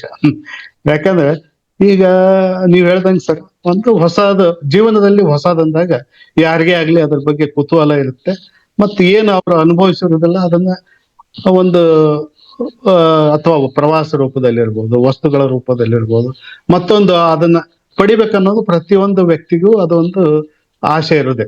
ಹಂಗಾಗಿ ಅವರು ಕೆಲವೊಂದು ತಿಂಗಳ ಅಥವಾ ಒಂದು ವರ್ಷದೊಳಗಡೆ ಅದಕ್ಕೆ ಏನ್ ಬೇಕು ಅದನ್ನೆಲ್ಲ ಖರ್ಚು ಮಾಡಿಕೊಂಡು ಮುಂದಿನ ದಿನಗಳಲ್ಲಿ, ಯಾಕಂದ್ರೆ ಮುಂದೆ ಜೀವನ ಹಿಂಗೆ ಇರುದಿಲ್ಲ. ಇಬ್ಬರಿದ್ದವ್ರು 3 ಜನ ಆಗ್ತಾರೆ, 4 ಜನ ಆಗ್ತಾರೆ. ಮತ್ತ ಒಂದು ಹಣಕಾಸಿನ ಜವಾಬ್ದಾರಿ ಏನಂತೀವಲ್ಲ, ಸೋಷಿಯಲ್ ಜವಾಬ್ದಾರಿಯ ಜೊತೆಗೆ ಸಾಮಾಜಿಕ ಜವಾಬ್ದಾರಿಯ ಜೊತೆಗೆ ಸೋಶ ಹಣಕಾಸಿನ ಜವಾಬ್ದಾರಿನೂ ಹೆಚ್ಚಾಗ್ತಾವ. ಮತ್ತ ಅದನ್ನ ನಿಭಾಯಿಸ್ಲೇಬೇಕು. ಯಾಕಂದ್ರೆ ಇವರೇ ನಿಭಾಯಿಸ್ಬೇಕು, ಗಂಡ ಹೆಂಡತಿ. ಬೇರೆಯವರು ಯಾರಿಗೂ ಬರೀ ಉಪದೇಶ ಕೊಡ್ಬಹುದ ವಿನ ಯಾರು ನಿಮ್ಗೆ ದುಡ್ಡು ಕೊಟ್ಟು ಸಲ್ಲುವುದಿಲ್ಲ. ಒಂದ್ ದಿವ್ಸಕ್ಕೆ ಏನಾದ್ರೂ ಹೆಲ್ಪ್ ಮಾಡ್ಬೋದು, ಬಟ್ ಅಲ್ಟಿಮೇಟ್ಲಿ ಇವರೇ ಅದನ್ನ ಇವರ ಒಂದು ಕುಟುಂಬವನ್ನ, ಇವರ ಒಂದು ಏನು ಸೊಸೈಟಿಯಲ್ಲಿ ಇವ್ರ ಮಕ್ಕಳು ಇಂಥವ್ರ ಮಕ್ಕಳಪ್ಪ ಬೆಳಿಬೇಕು ಅನ್ನೋಂಥ ದೃಷ್ಟಿಯಿಂದ ಇಟ್ಕೊಂಡು ಅವರು ಒಂದು ಟೋಟಲಿ ಒಂದು ಪ್ಲಾನ್ ಮಾಡ್ಕೋಬೇಕು. ಈಗ ಹೆಂಗೆ ನಾವು ಒಂದ್ ಮನಿ ಕಟ್ಟಬೇಕಾದ್ರೆ ಏನ್ ಪ್ಲಾನ್ ಮಾಡ್ತೇವೋ, ಅಥವಾ ಮದುವೆ ಮಾಡ್ಕೋಬೇಕಾದ್ರೆ ಒಂದು ಪ್ಲಾನ್ ಮಾಡ್ಕೊಂಡಿರ್ತಾರೆ, ಏನ ಹಿಂಗಿರ್ಬೇಕು ಹಂಗಿರ್ಬೇಕಂತ. ಹಂಗೆ ಫೈನಾನ್ಸಿಯಲ್ ಒಂದು ಪ್ಲಾನಿಂಗ್ ಮಾಡ್ಕೊಂಡು, ನನಗೆ ಇಷ್ಟು ಆದಾಯ ಇದೆ, ನನಗೆ 1 ಲಕ್ಷ ಆದಾಯ ಇದೆ, 1 ಲಕ್ಷದಲ್ಲಿ ಫಸ್ಟ್ ಉಳಿತಾಯಕ್ಕೆ ನಾವು ಪ್ರಿಫರೆನ್ಸ್ ಕೊಡ್ಬೇಕು. ಬಹಳಷ್ಟು ಜನ ಏನ್ ಮಾಡ್ತಾರೆ, ಖರ್ಚು ಮಾಡಿದ್ಮೇಲೆ ಉಳಿತಾಯ ಮಾಡೋದಂತಾರೆ. ಓಕೆ. ಖರ್ಚು 1 ಲಕ್ಷ 1,10,000 ಆಯ್ತು ಅಂದ್ರೆ 1 ಲಕ್ಷ ಇನ್ಕಮ್ ಇತ್ತು, 1,10,000 ರೂಪಾಯಿ ಖರ್ಚಾಯ್ತು, ಮತ್ತೆ ಉಳಿತಾಯ ಎಲ್ಲಿ ಮಾಡ್ತೀರಿ ನೀವು? ಹಂಗಾಗಿ ಇದ್ದು ನಿಮ್ಮ ಒಂದು ಏನು ಇನ್ಕಮ್ ಅನ್ನೋದು ಅದು ಇಯರ್ಲಿ ಇನ್ಕಮ್ ಇರ್ಬೋದು, ಮಂತ್ಲಿ ಇನ್ಕಮ್ ಇರ್ಬೋದು, ಸೀಸನಲ್ ಇನ್ಕಮ್ ಇರ್ಬೋದು. ಒಂದು ಇನ್ಕಮ್ಗೆ ಎವರೇಜ್ ಇನ್ಕಮ್ಗೆ ಅರೈವ್ ಆಗಿ ಯು ಹ್ಯಾವ್ ಟು ಮೇಕ್ ಒಂದು ಫ್ರೇಮ್ ವರ್ಕ್ ಮಾಡ್ಕೊಂಡು ಯಾವ್ದಾವ್ದಕ್ಕೆ ಆದ್ಯತೆ ಕೊಡ್ಬೇಕು. ಫಸ್ಟ್ ಆದ್ಯತೆ ನಂದು ಒಬ್ಬ ಜೀವ ವಿಮೆ ಸಲಹೆಗಾರನಾಗಿ, ಒಬ್ಬ ಅಧಿಕಾರಿಯಾಗಿ ಹೇಳು, ಜೀವ ವಿಮೆಗೆ ಹೆಚ್ಚು ನೀವು, ಯಾಕಂದ್ರೆ ಅವರ ಒಂದು ಸಣ್ಣ ಏಜ್ ವಯಸ್ಸು ಇರೋ ಕಾರಣ ದೀರ್ಘಕಾಲದ ಒಂದು ವಿಮೆಯನ್ನ ಮತ್ತು ಹೆಚ್ಚು ವಿಮಾ ಮೊತ್ತದ ಓಕೆ. ಒಂದ್ಸಲ ತಗೊಂಡ್ರೆ ಅದು ಫೈನಲ್ ಅಲ್ಲ. ಮತ್ತ ಅವ್ರ ಆದಾಯ ಅವಾಗ ಹೆಚ್ಚಿಗಾಗತ್ತೆ, ಅದನ್ನ ಪರಾಮರ್ಶಿಸಿ ಮತ್ತದನ್ನ ವಿಮೆಯ ಒಂದು ರಕ್ಷಣೆಯನ್ನ ಹೆಚ್ಚಿಗೆ ಮಾಡ್ಕೋಬೇಕು. ಅದರ ಜೊತೆಗೆ ಇದು ಲಾಂಗ್ ಟರ್ಮ್ ಗೋಲ್ ಆಯ್ತು. ನೆಕ್ಸ್ಟ್ ಪೆನ್ಷನ್ ಸಲುವಾಗಿ ನಾವು ಏನು ಉಳಿತಾಯ ಮಾಡಬೇಕು, ಪೆನ್ಷನ್. ಯಾಕಂದ್ರೆ ಫೈನಲಿ ಇವತ್ತು ನಾಳೆ ಮೊದ್ಲೇನಿತ್ತು, ಗೌರ್ಮೆಂಟ್ ಎಂಪ್ಲಾಯೀಸ್ ಅಂದ್ರೆ ಒಂದು ಅವರು ಪೆನ್ಷನೇಬಲ್ ಅಂತಿದ್ರು. ಇವತ್ತು ಸಾಕಷ್ಟು ನಮ್ಮ ಕ್ಷೇತ್ರಗಳು ಓಪನ್ ಆದ ಕಾರಣ ಖಾಸಗಿ ಕ್ಷೇತ್ರಗಳಲ್ಲಿಯೇ ಜಾಸ್ತಿ ಇವತ್ತು ಕೆಲಸ ಸಿಗ್ತಾ ಇದೆ ಮತ್ತು ಅಟ್ರಾಕ್ಟಿವ್ ಸಂಬಳ ಸಿಗ್ತಾ ಇದೆ. ಹಂಗಾಗಿ ಅವರು ಅಲ್ಟಿಮೇಟ್ ಆಗಿ ರಿಟೈರ್ಮೆಂಟ್ಗೂ ಈಗಿನಿಂದನೇ ಪ್ಲಾನ್ ಮಾಡಬೇಕು. ಮತ್ತೆ ಅದರ ಜೊತೆಗೆ ಇದು ಲಾಂಗ್ ಟರ್ಮ್ ಗೋಲ್ ಆಯ್ತು. ಇನ್ ಶಾರ್ಟ್ ಟರ್ಮ್ ಗೋಲ್ ಇರ್ತಾವ. ನೀನು ಮನೆ ಏನಾದ್ರು ಕಟ್ಟಬೇಕು, ಒಂದು ವೆಹಿಕಲ್ ತಗೋಬೇಕು, ಮತ್ತೊಂದು ಏನು ತಗೋಬೇಕು ಅಂತ ಇರುತ್ತಲ್ಲ. ಬಟ್ ಅದರೊಳಗೆ ನಾವು ಪ್ರಯಾರಿಟೈಸ್ ಮಾಡ್ಕೋಬೇಕು. ಯಾವುದು ನನಗೆ ಅವಶ್ಯಕತೆ ಇದೆ, ಈಗ ಯಾವುದಕ್ಕೆ ನಾನು ಜಾಸ್ತಿ ಒತ್ತು ಕೊಟ್ರೆ ನನಗೆ ಈಗ ಕಂಫರ್ಟ್ ಲಿವಿಂಗ್ ಆಗುತ್ತೆ, ಅದನ್ನ ನೋಡ್ಕೊಂಡು ಶಾರ್ಟ್ ಟರ್ಮ್ ಗೋಲ್ಸ್ ಅಲಾಗಿ ಯುಲಿಪ್ ಆಗ್ಲಿ, ಅವ್ರಿಗೆ ಸ್ವಲ್ಪ ಪರಿಣಿತಿ ಅನ್ಸಿದ್ರೆ ಮ್ಯೂಚುವಲ್ ಫಂಡ್ ಆಗ್ಲಿ, ಅಥವಾ ಶೇರ್ ಮಾರ್ಕೆಟ್. ಮತ್ತೆ ಇನ್ನೊಂದು ಏನಂದ್ರೆ, ಶೇರ್ ಮಾರುಕಟ್ಟೆಯಲ್ಲಿ ಮ್ಯೂಚುವಲ್ ಫಂಡ್ ಅಲ್ಲಿ ಎಂದೂ ಸಾಲದ ಹಣವನ್ನ ಸಾಲ ಮಾಡಿ ಎಂದೂ ಇನ್ವೆಸ್ಟ್ಮೆಂಟ್ ಮಾಡ್ಬಿಡ್ರಿ. ಯಾಕಂದ್ರೆ ಯಾಕಂದ್ರೆ ಅಲ್ಲಿ ಏನಾಗುತ್ತೆ, ಬಹಳಷ್ಟು ಜನ ಸಾಲ ಮಾಡಿ ಇನ್ವೆಸ್ಟ್ಮೆಂಟ್ ಮಾಡ್ತಾರೆ. ಮಾಡಿದ್ಕೂಳೆ ಅಲ್ಲಿ ಮಾರ್ಕೆಟ್ ಡೌನ್ ಪರ್ಟಿಕ್ಯುಲರ್ ಆದಂತ ಸ್ಟಾಕ್ ಡೌನ್ ಆಗೋದು, ಮತ್ತೆ ಬಡ್ಡಿ ಕಟ್ಟೋದು, ಟೋಟಲಿ ಎರಡು ಕಡೆಯಿಂದ ಅವ್ರಿಗೆ ಒಂದು ಎಫೆಕ್ಟ್ ಆಗುತ್ತೆ. ಹಂಗಾಗಿ ಸಾಲದಿಂದ ಯಾವುದೇ ಉಳಿತಾಯವನ್ನು ಮಾಡಬೇಡಿ ಅನ್ನುವಂಥದ್ದು ನನ್ನ ಕಿವಿ ಮಾತು ಮತ್ತು ಪ್ರಥಮ ಸಲಹೆ. ಮತ್ತೆ ಇನ್ನು ಬಹಳಷ್ಟು ಜನ ಇವತ್ತು EMI ಬಹಳ ಮಾರು ಹೋಗಿದ್ದಾರೆ. ಈಗ ಒಂದು ವಸ್ತು 50,000 ರೂಪಾಯಿದು ಒಂದು ವಸ್ತು ತಗೊಳ್ತಾ ಇದ್ದಾರೆ ಅಂತ ಹೇಳಿರಿ, ಯಾವ್ದಾದ್ರು ಟಿವಿ ಇರ್ಬೋದು, ಸಮಥಿಂಗ್. ಅದು ನೀವು EMI 50,000 ವಸ್ತು ನೀವು ಡೈರೆಕ್ಟ್ ಆಗಿ ದುಡ್ಡು ಕೊಟ್ಟು ತಗೊಂಡ್ರೆ ಅವ ಸ್ವಲ್ಪ ಡಿಸ್ಕೌಂಟ್ ಮಾಡ್ತಾನೆ, ನಿಮ್ಗೆ 5,000 ರೂಪಾಯಿ ಡಿಸ್ಕೌಂಟ್ ಸಿಗ್ಬೋದು. ಬಟ್ ವೇರೇಜ್ ನೀವು EMI ದಲ್ಲಿ ನನ್ ಸ್ಯಾಲ್ರಿ ಇಷ್ಟ ಐತಿ, 10,000 ಹೋಗುತ್ತಾಳ ಬಿಡು ಅಂತ ಹೇಳಿ ನೀವು ಒಂದು ಐಟಮ್ ತಗೊಂಡ್ರೆ 50,000 ವಸ್ತು ನಿಮ್ಗೆ 1 ಲಕ್ಷ ಆಗುತ್ತೆ ನಿಮ್ಗೆ ಅದು ಮುಟ್ಟೋವರೆಗೆ. ಓಕೆ. ನೀವು ತಗೊಂಡಿದ್ದ 50,000 ವಸ್ತು ನೀವು ಕಟ್ಟೋದು 1 ಲಕ್ಷ. ಮತ್ತೆ ಅಲ್ಲಿ ಏನಾದ್ರೂ ಡಿಫಾಲ್ಟ್ ಆದ್ರೆ ಮತ್ತೆ ಅದಕ್ಕಿಂತ ಹೆಚ್ಚಿಗೆ ಆಗುತ್ತೆ. ಹಂಗಾಗಿ ನೀವು ಅಷ್ಟು ಇಷ್ಟು ಉಳಿಸಿದಂತದ್ದು ಅಥವಾ ನಿಮ್ಗೆ ಬಂದಂತ ಯಾವ್ದಾದ್ರು ಲಾಭದಲ್ಲಿ ಬಂದಂತದ್ದು ಅಂತ ವಿಚಾರಗಳನ್ನ ಮಾಡಿ ಈ EMI ಗೆ ಸಹವಾಸಕ್ಕೆ ಜಾಸ್ತಿ ಹೋಗ್ಬೇಡ ಅಂತ ಹೇಳ್ತೀನಿ. ಓಕೆ, ಅಂದ್ರೆ ಸಾಲ ಈ ಮಾಡಕ್ ಹೋಗ್ಬೇಡಿ. ನೋ ಸಾಧ್ಯ ಡೆಟ್, ಆಯ್ತಷ್ಟು. No debt possible. ಬಟ್ ಇವತ್ತಿನ ಕಾಲಕ್ಕೆ ನೋ ಡೆಟ್ ಇಸ್ ಇಂಪಾಸಿಬಲ್. ಸ್ವಲ್ಪ ಮಾಡ್ಲೇಬೇಕಾಗತ್ತೆ ಬಿಕಾಸ್ ಆಫ್ ಏನೋ ಹೌಸಿಂಗ್ ಲೋನು. ಮೊದ್ಲೇನಿತ್ರಿ, ನಿಮ್ಗೆ ಲೋನ್ಗಳು ಈಸಿಯಾಗಿ ಸಿಗ್ತಿದ್ದಿಲ್ಲ. ನಿಮ್ಗೆ ಲೋನ್ ಏನೇ ಇದ್ರು ನೀವು ಲೋಕಲ್ ಗಿರ್ವಿದಾರ ಇರ್ತದಿಲ್ಲ ಅವ್ರ ಕಡೆ ಹೋಗಿ ತಗೋಬೇಕಾಕಿತ್ತು. ಯಾರೇ ಬ್ಯಾಂಕಿಗೆ ಸಾಲ ಕೇಳಕ್ ಬಂದಾನಂದ್ರೆ ಅವ್ನು ಹೆಂಗ್ ಬೇಕಾದಂಗ್ ನೋಡ್ತಿದ್ರು. ಈಗ ನಿಮ್ಗೆ ಮನಿತನ ನೀವು ಫೋನ್ ನಲ್ಲಿ ಕ್ಲಿಕ್ ಮಾಡ್ರಿ ನಿಮ್ಗೆ ಲೋನ್ ಬರುತ್ತೆ ಅಂತ ಹೇಳ್ತಾರೆ. ಅದನ್ನು ಸಹಿತ ಇವತ್ತು ಬಹಳ ಟೆಂಪ್ಟೇಷನ್ ಆಗ್ತಾ ಇದೆ ಜನರಿಗೆ. ಅದು ಮತ್ತೆ ನನ್ಗೆ 10,000 EMI ಆಯ್ತು, ಒಂದ್ ಐಟಮ್ಗೆ 10,000 ಹೋಯ್ತು. ನಿಮ್ಗೆ ಟೋಟಲಿ ಹಿಂಗ EMI ಆಗಿ 1 ಲಕ್ಷದಲ್ಲಿ 70,000 EMI ಹೋಯ್ತು. ಮುಂದೆ ನೀವ್ ಏನ್ ಮಾಡ್ತೀರಿ? ಕರೆಕ್ಟ್.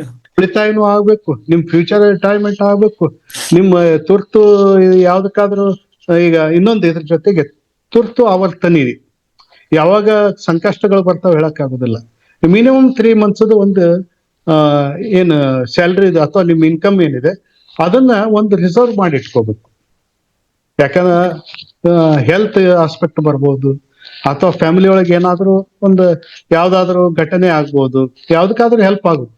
ಆ ಟೈಮ್ನಲ್ಲಿ ಸಾಲಕ್ಕೆ ಹೋಗ್ಲಾರ್ದೇನೆ ಒಂದು ಎಮರ್ಜೆನ್ಸಿ ಫಂಡ್ ಅಂತ ಕ್ರಿಯೇಟ್ ಮಾಡಿ ಇಟ್ಕೋಬೇಕು. ಅಂದ್ರೆ it will be helpful for everybody ಅಂತ ನನ್ನ ಉದ್ದೇಶ. Wonderful sir. ಅದೇ ಎಲ್ಲ ಹೇಳ್ತಾರೆ, man is never alone, is always with loan ಅಂತ ಹೇಳ್ತಾರಲ್ಲ. Very good. ಅಂದ್ರೆ ಇನ್ನೊಂದು, ಈಗ LICಯಲ್ಲಿ ಕೆಲವೊಂದಿಷ್ಟು ಜನರ ವಿಚಾರ ಏನು ಅಂತಂದ್ರೆ, ನಾನು ಜಾಧವ್ ಸರ್ ಗೊತ್ತು, ನಾನು ಅವ್ರಿಗೆ ಒಂದು ಪಾಲಿಸಿ ಮಾರ್ತೆ, ಒಂದು ಪಾಲಿಸಿ ಆದ್ಮೇಲೆ fill it, shut it, forget it, ಇನ್ನು ಅವ್ರಿಗೆ ಪಾಲಿಸಿ ಮಾರೋದಾಗೋದಿಲ್ಲ ಅಂತನೋ ತಲೆಯಲ್ಲಿದೆ. ಆದ್ರೆ ನಿಮ್ಮ ಪ್ರಕಾರ ಒಬ್ಬರಿಗೆ ನಾನು ಎಷ್ಟು ಪಾಲಿಸಿ ಮಾಡ್ಬೋದು? ನಾನು ಏಜೆನ್ಸಿ ಕಂಟಿನ್ಯೂ ಮಾಡ್ತೀನಿ, ಒಬ್ಬರಿಗೆ ಒಂದು ಫ್ಯಾಮಿಲಿಗೆ ಎಷ್ಟು ಪಾಲಿಸಿ ಒಬ್ಬರ ಹೆಸರಲ್ಲೇ ಎಷ್ಟು ತನಕ ಮಾಡ್ಬೋದು? ಅದ್ರ ಬಗ್ಗೆ ಒಂದು ಸ್ವಲ್ಪ ಹೇಳ್ಬೋದಾ ಸರ್? ಅದಲ್ಲಿ ಲಿಮಿಟ್ ಏನಿಲ್ಲ. ಓಕೆ. ಅಂದ್ರೆ ನಿಮಗೆ ಫೈನಲಿ 20 times 30 times 15 times ಹಿಂಗೆಲ್ಲ ಇದೆ ಸರ್ ನಿಮ್ಮ ಆದಾಯದ್ದು, ಆನ್ಯುವಲ್ ಆದಾಯದ್ದು. ಈಗ 10 ಲಕ್ಷ ಇತ್ತಂದ್ರೆ 20% ಅಂದ್ರೆ 2 ಕೋಟಿ ಯಾರು ಮಾಡ್ಕೊಳ್ಳೋದಿಲ್ಲ. ಓಕೆ. ನಂದೇನು ಸಜೆಷನ್, ಬೇಕಾ 1 ಕೋಟಿ ಅಥವಾ 50 ಲಕ್ಷ ಟರ್ಮ್ ಇನ್ಶೂರೆನ್ಸ್ ಮಾಡ್ಕೊರಿ, ಒಂದು 10-20 ಲಕ್ಷ ಯಾವ್ದಾದ್ರು ನಮ್ಮ ಟ್ರೆಡಿಷನಲ್ ಗ್ಯಾರಂಟಿಡ್ ಪ್ಲಾನ್ ಮಾಡ್ಕೊರಿ, ಒಂದು ಯುಲಿಪ್ ಮಾಡ್ಕೊರಿ. ಅಂದ್ರೆ ಹಿಂಗ್ ಕಾಂಬಿನೇಷನ್ ಮಾಡ್ಕೋಬೇಕು. ಅಂದ್ರೆ ಬೇರೆ ಬೇರೆ ಬಾಸ್ಕೆಟ್ನಾಗ ಒಂದು ಸ್ವಲ್ಪ ರಿಸ್ಕ್ ಡಿಸ್ಟ್ರಿಬ್ಯೂಟ್ ಮಾಡ್ಕೋಬೇಕು. ಓಕೆ. ಮತ್ತೆ ಸರ್, ಈಗ ನಮ್ಮಲ್ಲಿ ನಾನು ಮೊನ್ನೆ ಜಸ್ಟ್ ಹಂಗೆ ಒಂದು ಎಕ್ಸಾಂಪಲ್ ನೋಡಿದೆ. ಯುಲಿಪ್ ಗಿಂತ ನಮ್ಮಲ್ಲಿ ಜೀವನ್ ಉತ್ಸವ ಏನಿದೆ ಅಲ್ಲ, ಬಹಳಷ್ಟು ಜನ ಇಲ್ಲಿ ನಮ್ಮ ಏಜೆಂಟ್ಸ್ ಇರೋ ಕಾರಣ, ನಮ್ಮ ಫ್ರೆಟರ್ನಿಟಿ LIC ಫ್ರೆಟರ್ನಿಟಿ ಇರೋ ಕಾರಣನೇ ಇದಕ್ಕೆ ಒತ್ತು ಕೊಟ್ಟು ಹೇಳ್ತಾ ಇದ್ದೀನಿ ನಾನು.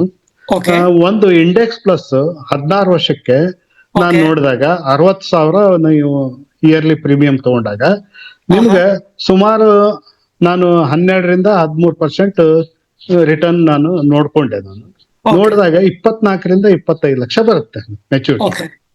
ಬಟ್ ಜೀವನ್ ಉತ್ಸವದಲ್ಲಿ ಅದೇ 58,000 ನೀವು ಇನ್ನೂ 2,000 ರೂಪಾಯಿ ಕಡಿಮೆ ಕಟ್ಟಬೇಕು, 58,000 ಆಗುತ್ತೆ. 16 ವರ್ಷ, ನಿಮ್ಗೆ 2 ವರ್ಷ ಗ್ಯಾಪ್ ಆದ್ಮೇಲೆ ಪ್ರತಿ ವರ್ಷ 1 ಲಕ್ಷ ಕೊಡ್ತಾ ಹೋಗ್ತಾರೆ. ಓಕೆ. ಪ್ರತಿ ವರ್ಷ 1 ಲಕ್ಷ ಜೀವನ ಪರ್ಯಂತ. ಇದು ಜೀವನ್ ಉಮಂಗ್, ಜೀವನ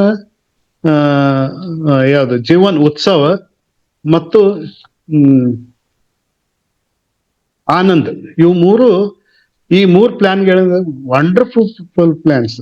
ನಿಮಗೆ ನಿಮ್ಮ ಸಂಬಂಧಿಕರು ಯಾರಾದ್ರೂ ನಿಮ್ಮನ್ನು ಕೈ ಬಿಡ್ಬಹುದು, ಬಟ್ ಈ 3 ಪ್ಲಾನ್ ಚಾಲ್ತಿ ಇದ್ದು ಮೆಚುರಿಟಿ ಆಗಿತ್ತು ಅಂದ್ರೆ ನಿಮ್ಗೆ LIC ಅಲ್ಲಿ ಕೈ ಬಿಡೋದಿಲ್ಲ.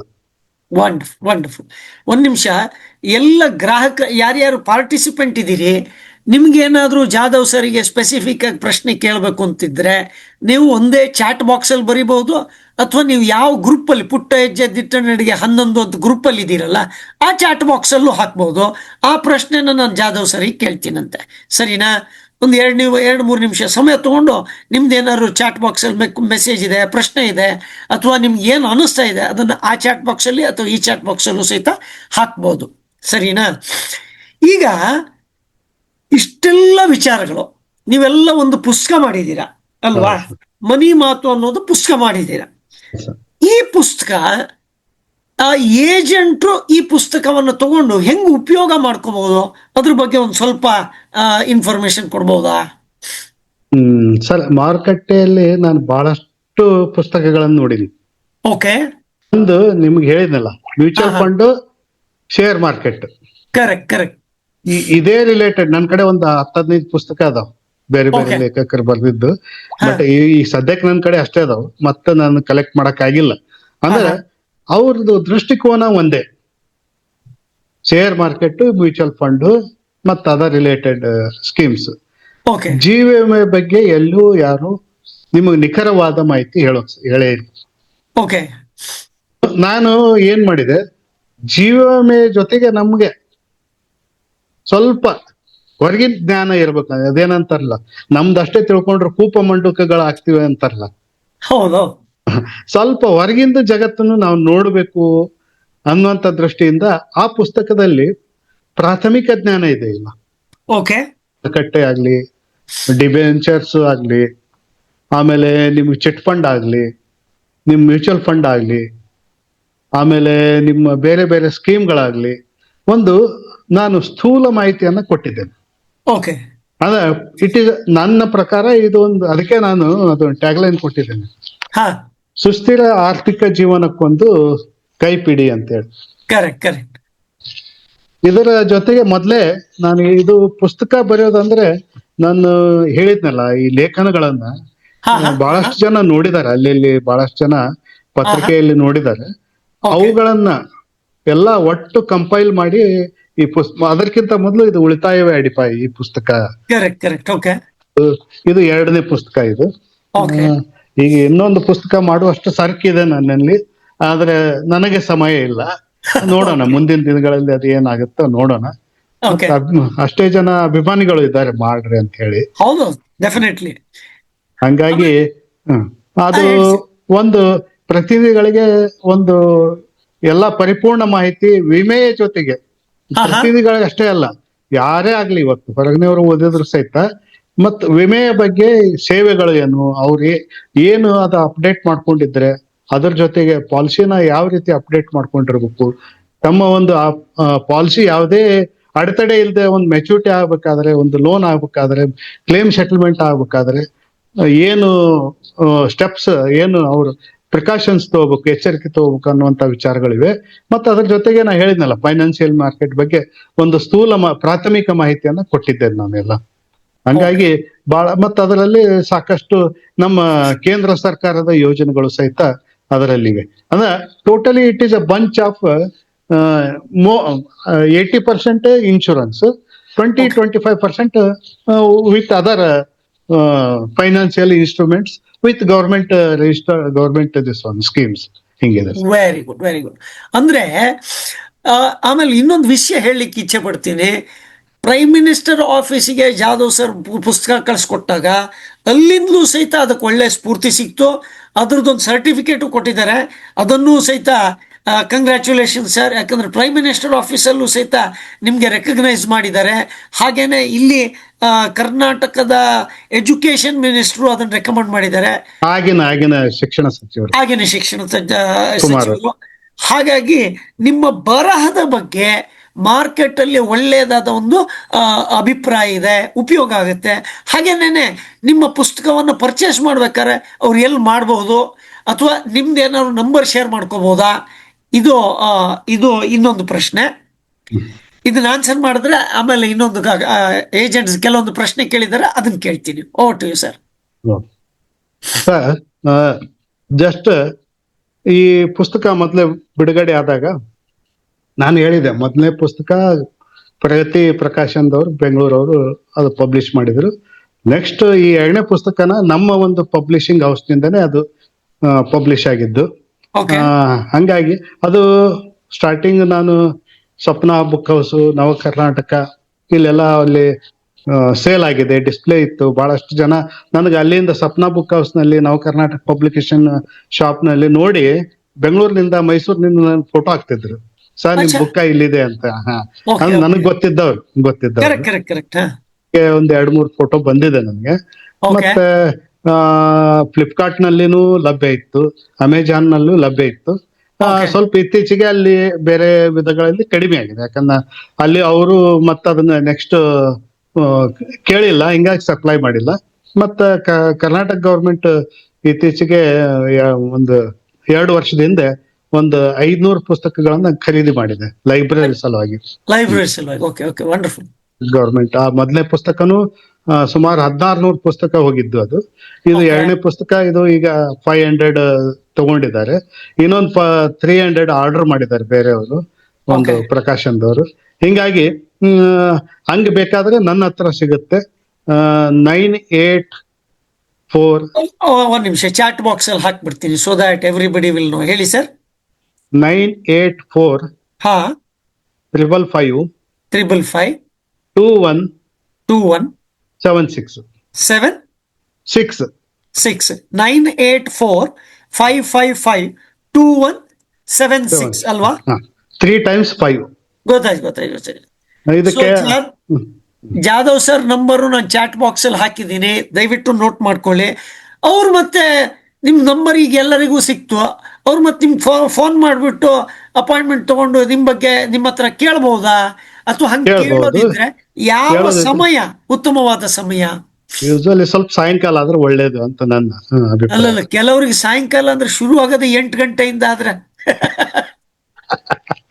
ಇಲ್ಲ, ಅಂತವ್ರು ಏನ್ ಮಾತಾಡೋದಿಲ್ಲ. 7 ಗಂಟೆಯಿಂದ 8 ಗಂಟೆ ಒಳಗೆ ಸ್ವಲ್ಪ 7ರಿಂದ 8 ವಿಲ್ ಬಿ ಐಡಿಯಲ್. ಕೆಲವೊಬ್ರದ್ದು ಪ್ರಶ್ನೆ ಇದೆ, ಅದನ್ನ ಕೇಳ್ತೀನಿ.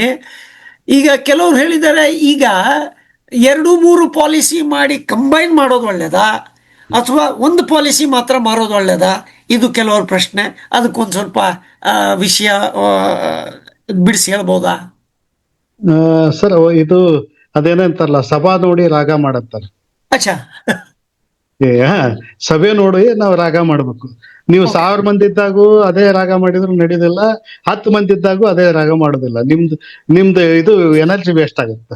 ಬಟ್ ಆ ವ್ಯಕ್ತಿಯ ಒಂದು ಹಾವಭಾವ, ಅವನ ಒಂದು ಇನ್ವೆಸ್ಟ್ಮೆಂಟ್ ಏನ್ ಯಾವ ರೀತಿ ಮಾಡ್ಬೇಕಂತಾನೆ, ಅವನಿಗೆ ಯಾವ ರೀತಿ ಹವ್ಯಾಸ ಇದೆ, ಅದನ್ನ ನೋಡ್ಕೊಂಡು ನಾವು ಅದನ್ನ ಕ್ಲೋಸ್ ಮಾಡ್ಕೋಬೇಕು ಅನ್ನೋದು ನನ್ನ ಅಭಿಪ್ರಾಯ. ಯಾಕಂದ್ರೆ ಇದು ವ್ಯಕ್ತಿಗತವಾಗಿ ಇದೇ ಫಾರ್ಮುಲಾ ಅಂತ ಹೇಳಕ್ ಆಗುದಿಲ್ಲ. Because every agent is A very good salesman. ನಾ ಮತ್ತೆ ಯಾವಾಗ್ಲೂ ಹೇಳ್ತೀನಿ ಸರ್, ನಮ್ಮ ಏಜೆಂಟ್ಸು ಸಕ್ಸಸ್ಫುಲ್ ಏಜೆಂಟ್ಸ್. ಮತ್ತೆ LIC ಪ್ರತಿನಿಧಿಯಾಗಿ ಸಕ್ಸಸ್ ಆಗ್ಬೇಕಾದ್ರೆ ಅಷ್ಟು ಸುಲಭ ಇಲ್ಲ ಸರ್. ಕಠಿಣವಾದಂತ ಕೆಲಸ. ಮತ್ತ ನಾನು ಯಾವಾಗ್ಲೂ ಹೇಳ್ತಿರ್ತೀನಿ, ಅವ್ರಿಗೆ 1 ಉದ್ಯೋಗ ಇರೋದಿಲ್ಲ, 10 ಉದ್ಯೋಗ ಇರ್ತಾವ ಅಂತ ಹೇಳ್ತೀನಿ ನಾನು. ಓಕೆ. ಅದರಲ್ಲಿ ಇದನ್ನ ಯಶಸ್ವಿಯಾಗಿ ಮಾಡ್ತಾ ಇರ್ತಾರೆ. ಹಂಗಾಗಿ ಅವ್ರು ಬಹಳ ಜಾಣರು ಇರ್ತಾರೆ. ನನ್ನ ಸಲಹೆ ಇಷ್ಟೇ, ಅವ್ರಿಗೆ ಆ ಸಮಯದಲ್ಲಿ ಆ ವ್ಯಕ್ತಿಯ ಒಂದು ಇದನ್ನ ನೋಡ್ಕೊಂಡು ನಾವು, ಈಗ ನೀವು ಬಂಗಾರದ ಅಂಗಡಿಗೆ ಹೋಗಿರ್ತೀರಿ, ಅವ ನಿಮ್ಮನ್ನ ಮಾತಾಡ್ಸಂಗಿಲ್ಲ, ಬರ್ರಿ ಅಕ್ಕಾರ ಅಂತ ನಾವು. ಬರ್ರಿ ಅಕ್ಕಾರ, ಇದು ಹೊಸದ್ ಬಂದೈತ್ರಿ, ಇದು ಹೊಸದ್ ಬಂದೈತ್ರಿ ಅಂತೇಳಿ ಅಲ್ಲಿ ಕೊಟ್ಟು ಬಿಡ್ತಾನ ಮಾಲಕರು. ಯಜಮಾನ್ರು ರೊಕ್ಕ ಕೊಡ್ಬೇಕಲ್ಲಿ. ಆಮೇಲೆ ಇನ್ನೊಂದು RMP ಡಾಕ್ಟರ್ದು ಒಂದು ಟ್ರಿಕ್ ಏನಿದೆ ಸರ್, ಈಗ ಇವು ಹೋಗಿರ್ತಾನ ತೋರ್ಸ್ಕೊಳಕ್ಕೆ ಯಾರೋ ಮನೆ. ಏನಪ್ಪಾ ನಿಮ್ಮಪ್ಪ ಆರಾಮದಾನ, ನಿಮ್ಮ ಅಜ್ಜ ಆರಾಮದಾನ, ನಿಮ್ಮ ಅಜ್ಜ ಆರಾಮದಾಳ ಅಂದ್ರ ಆರಾಮಿಲ್ಲ ಅಂದ್ರೆ ಇಲ್ಲಿ ಬರ್ಲಿ ಅಂದಂಗ.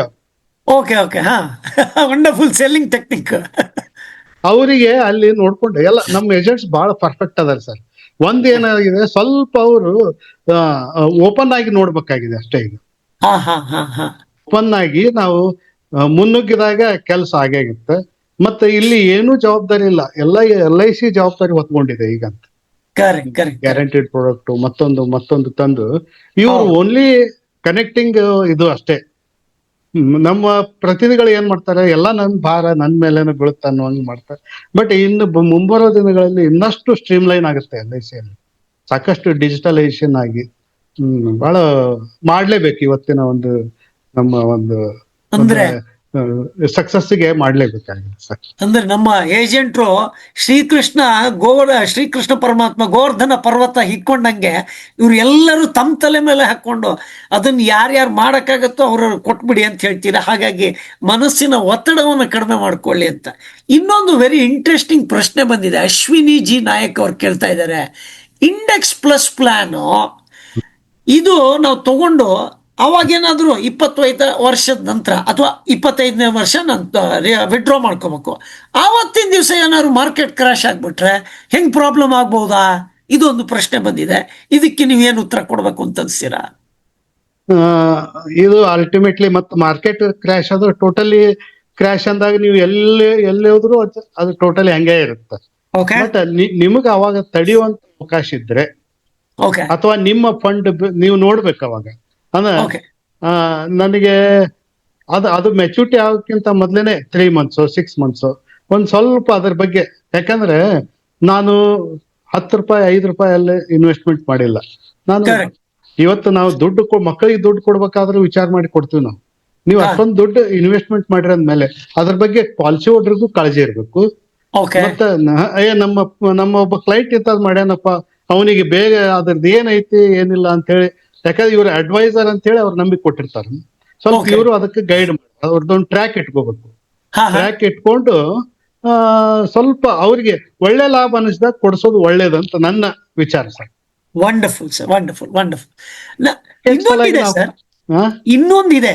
ಈಗ ನೋಡಿ, ಮಾರ್ಕೆಟ್ ಕ್ರಾಶ್ ಅಂದ್ರೆ ಇವತ್ತಿನ ಇಂಡೆಕ್ಸು ಆಮೇಲೆ ಆವತ್ತಿನ ಇಂಡೆಕ್ಸು ಇಲ್ಲಿಂದ 100% ಡಬಲ್ ಟ್ರಿಪಲ್ ಆದಾಗ ಒಂದು 10% ಕಡಿಮೆ ಆದ್ರೂ ಲಾಸ್ ಕಡಿಮೆ. ಆಗ್ಲಿಕ್ಕಿಲ್ಲ. ಅದು ಅಂತ ಅನ್ಸುತ್ತೆ. ಆಗುದಿಲ್ಲ ಕರೆಕ್ಟ್ ಸರ್. ಯಾಕೆ? ಯಾಕಂದ್ರೆ ಎವರೇಜ್ ಆಗಿರುತ್ತೆ ಅದು ಟೋಟಲ್. ಹಾ. ನಿಮ್ಗೆ ಏನಾದ್ರೂ ಆದ್ರೆ 10% 15% ಆಗ್ಬೋದು. ಹಂಗೇನಾರ ಆಯ್ತು ಅಂದ್ರೆ ಅವ್ರು ಅಲ್ಲೇ ದುಡ್ಡು ಇಟ್ಕೊಂಡು ಆಮೇಲೆ ತೆಗಿಲಿಕ್ ಬರುತ್ತಾ? ಹೆಂಗದು? ಇಲ್ಲ, ಅಥವಾ ಅವಾಗ್ಲೇ ಮೆಚುರಿಟಿ ಬಂತು ಅಂದ್ರೆ ಅದಕ್ಕೇನು we cannot hold that amount. ಅಚ್ಚಾ ಅಚ್ಚಾ, ಹೌದಾ? Okay okay, fair enough. Sir ಈಗ ನಂದೇನಂದ್ರೆ ಅವ್ರಿಗೆ ನೋಡಪ್ಪ ಇಷ್ಟು ಲಾಭ ಬಂದಿದೆ ತಕ್ಕೊಂತೀರಾ ಅಂತ ಹೇಳಿ ಇವರು ಒಂದು ಜವಾಬ್ದಾರಿ ಕೊಡು.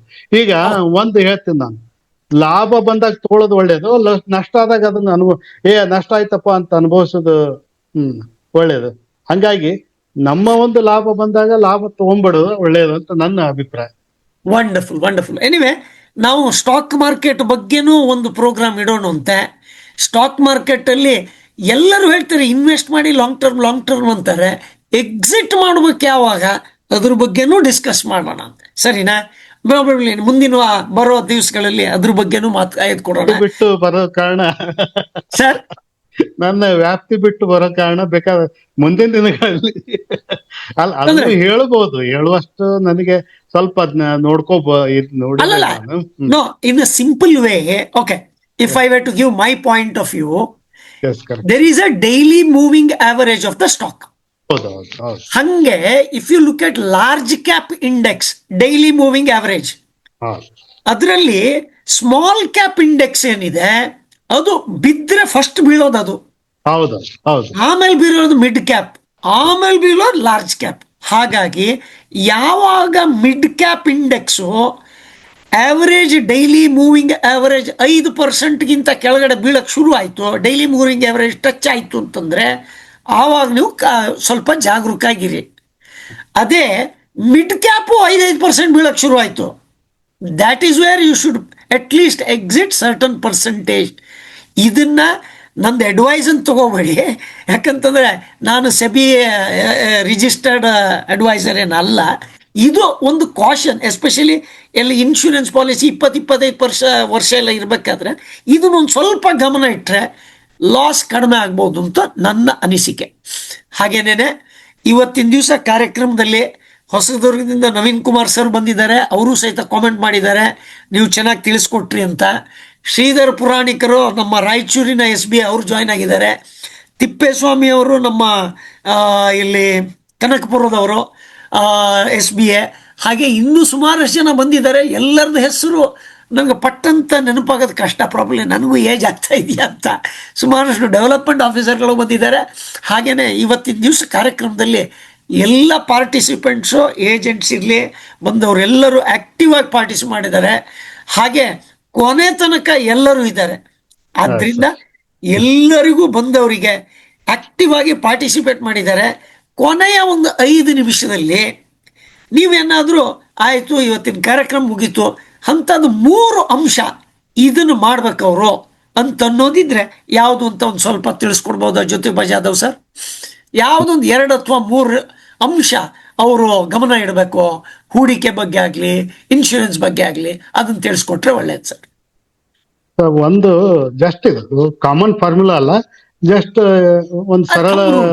ಒಂದು ಒಂದು ಥಂಬ್ ರೂಲ್. ಹಾ. ಏನೇ ಇರ್ಲಿ ನಮ್ಮ ಇನ್ಕಮ್ 50-30-20, 50% ಖರ್ಚು ಮಾಡಿ, ಓಕೆ 30% ನಿಮ್ ಸೇವಿಂಗ್ಸ್, ಓಕೆ 20% EMI. ಅಚ್ಚಾ EMI ಇಲ್ಲ ಅಂದ್ರೆ ಫೈಲ್, ಅದು ಯಾವ್ದಕ್ಕಾದ್ರೂ ಇನ್ವೆಸ್ಟ್ಮೆಂಟ್ ಮಾಡಿ. ಓಕೆ, ಅಂದ್ರೆ 50%ಗಿಂತ ಜಾಸ್ತಿ ಖರ್ಚು ಮಾಡಕ್ ಹೋಗ್ಬೇಡಿ. ಬೇಡ.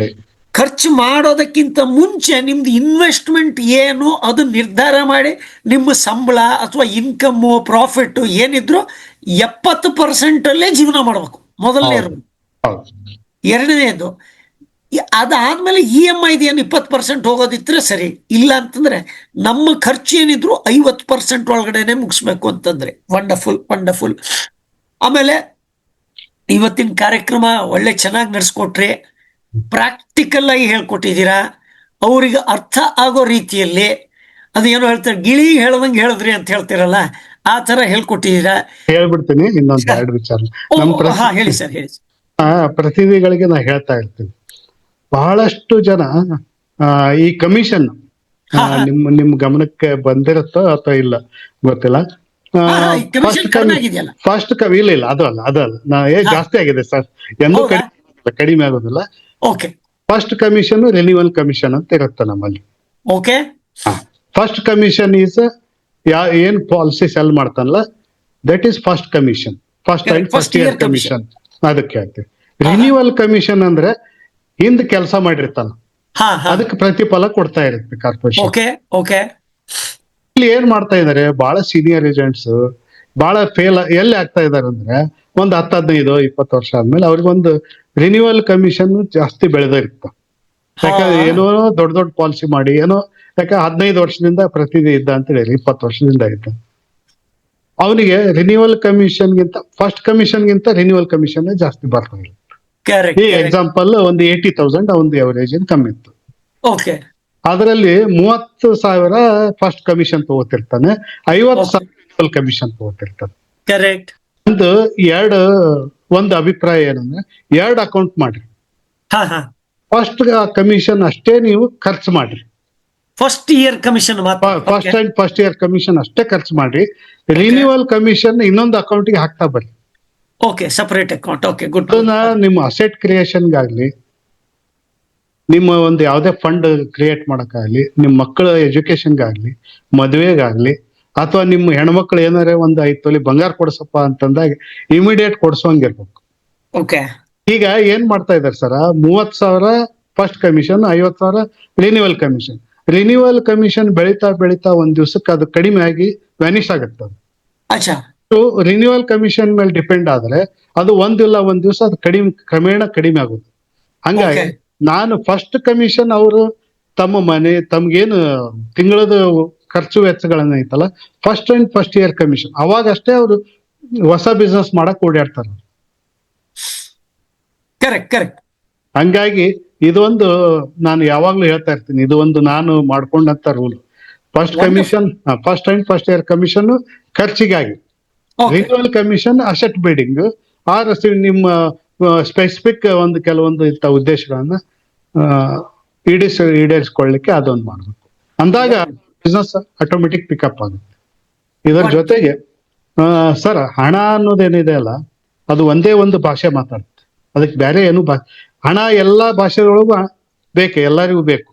ಹಣ ಒಂದೇ ಭಾಷೆಯನ್ನು ಮಾತನಾಡುತ್ತದೆ. ನೀವು ಇಂದು ನನ್ನನ್ನು ಉಳಿಸಿದರೆ ನಾಳೆ ನಾನು ನಿಮ್ಮನ್ನು ಉಳಿಸುತ್ತೇನೆ.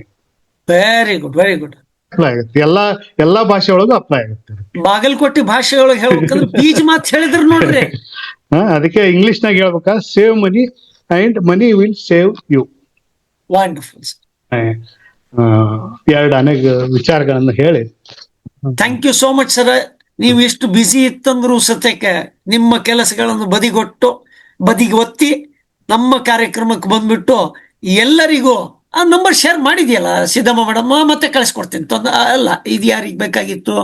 ಉಮೇಶ್. ಓಕೆ, ನಾನು ಮತ್ತೆ ಶೇರ್ ಮಾಡ್ತೇನೆ, ತೊಂದರೆ ಇಲ್ಲ, ಆಯ್ತಾ? ಅಲ್ಲೇ ಇದೆ ಜಾಧವ್ ಸರ್ ಅಂತ. ಓಕೆ, ಕಾಪಿ ಇನ್ನೊಂದ್ಸಲ ಶೇರ್ ಮಾಡೋಣ. ನನ್ನ ಮೊಬೈಲ್ ಬೇಡ ಸ್ವಾಮಿ. ನನಗೆ ಸ್ಯಾಟರ್ಡೆ ಸಂಡೇ ಮಾತ್ರ ಇರೋದು LICಗೋಸ್ಕರ. ಅದರ್ವೈಸ್ ನಾನು ಬೇರೆ ದಿವಸ ಭಯಂಕರ ಬ್ಯುಸಿ ಇರ್ತೇನೆ. ನನ್ನ ನಂಬರ್ ಬೇಡ ನನಗೆ. ಇದ್ರಲ್ಲಿ ಯಾವಾಗ ವಾಟ್ಸಪ್ ಗ್ರೂಪ್ ಓಪನ್ ಮಾಡ್ತೀನಿ ಅಲ್ಲಿ ಮೆಸೇಜ್ ಹಾಕಿ ಸಾಕು, ಸರಿನಾ? ಅಂದಂಗೆ ನಾನು LIC ಕಾರ್ಯಕ್ರಮ ನಡೆಸ್ಕೊಡೋದು ಹೊರತು ನಾನು LICಯಲ್ಲಿ ನಾನು ಯಾವತ್ತೂ ಕೆಲಸ ಮಾಡಿಲ್ಲ. ನಾನು ಬರೇ ಏಜೆಂಟ್ರನ್ನ ಅಥವಾ ಯಾರ್ಯಾರು ಬರ್ತಾರೆ ಒಂದು ಪ್ಲಾಟ್ಫಾರ್ಮ್ ರೆಡಿ ಮಾಡಿದ್ದೀವಿ ಅಷ್ಟೇ. ಅದರಿಂದ ದಯವಿಟ್ಟು ನೀವು ವಾಟ್ಸಪ್ ಗ್ರೂಪಲ್ಲಿ ಆಕ್ಟಿವ್ ಇರಿ ಅಷ್ಟೇ, ಆಯ್ತು, ಸರಿನಾ? ಅಂದಂಗೆ ಕೊನೆಯದಾಗಿ ಇವತ್ತಿನ ಕಾರ್ಯಕ್ರಮ ಜೊತೆಗೆ ಜಾಧವ್ ಸರ್ ಚೆನ್ನಾಗಿ ನಡೆಸ್ಕೊಟ್ರಿ. ಈ ಜೊತೆಗೆ ಈ ಬುಕ್ಕಿಗೆ ಪುಸ್ತಕ ಮನಿ ಮಾತು ಪುಸ್ತಕ ಏನಿದೆ ಬುಕ್ಕಿಗೆ ದಯವಿಟ್ಟು ತಗೊಳ್ಳಿ. ನಮ್ಮ IRDA ಚೇರ್ಮನ್ ಆದಂತ ಅವರು ಮೆಚ್ಚುಗೆ ವ್ಯಕ್ತಪಡಿಸಿ ಇದೊಂದು ಆಗಿನ IRDA ಚೇರ್ಮನ್ ನನಗೆ ಪತ್ರ ಬರೆದಿದ್ರು. ಹಾ ಇದೊಂದು ಖುಷಿಯ ಅದ್ರಲ್ಲಿ ವಿಚಾರ. ಬರ್ದಿದ್ರು, ಕರೆಕ್ಟ್ ಅದ್ರಲ್ಲಿ ಬರ್ದಿದ್ದಾರೆ, ಕರೆಕ್ಟ್. ಹ್ಮ್. ಸೊ ಇವತ್ತಿನ ದಿವಸ ಎಲ್ಲರಿಗೂ ಒಂದು ಚಾಲೆಂಜು. ಎಕ್ಸೆಪ್ಟ್ ಮಾಡ್ತೀರಾ? ಎಕ್ಸೆಪ್ಟ್ ಮಾಡ್ತೀವಿ. ಚಾಲೆಂಜ್ ಅನ್ನ ನಾವು ತಗೋತೀವಿ ಅಂತಂದ್ರೆ ಎಸ್ ಅಂತ ಟೈಪ್ ಮಾಡಿ, ಹೌದು ಅಂತ ಟೈಪ್ ಮಾಡಿ, ಅಥವಾ ಥಮ್ಸ್ ಅಪ್ ಹಾಕಿ, ಚಾಟ್ ಬಾಕ್ಸ್ ಅಲ್ಲಿ ಹಾಕಿ ನೋಡೋಣ ಎಷ್ಟು ಜನ ತಯಾರಿದ್ದೀರಾ.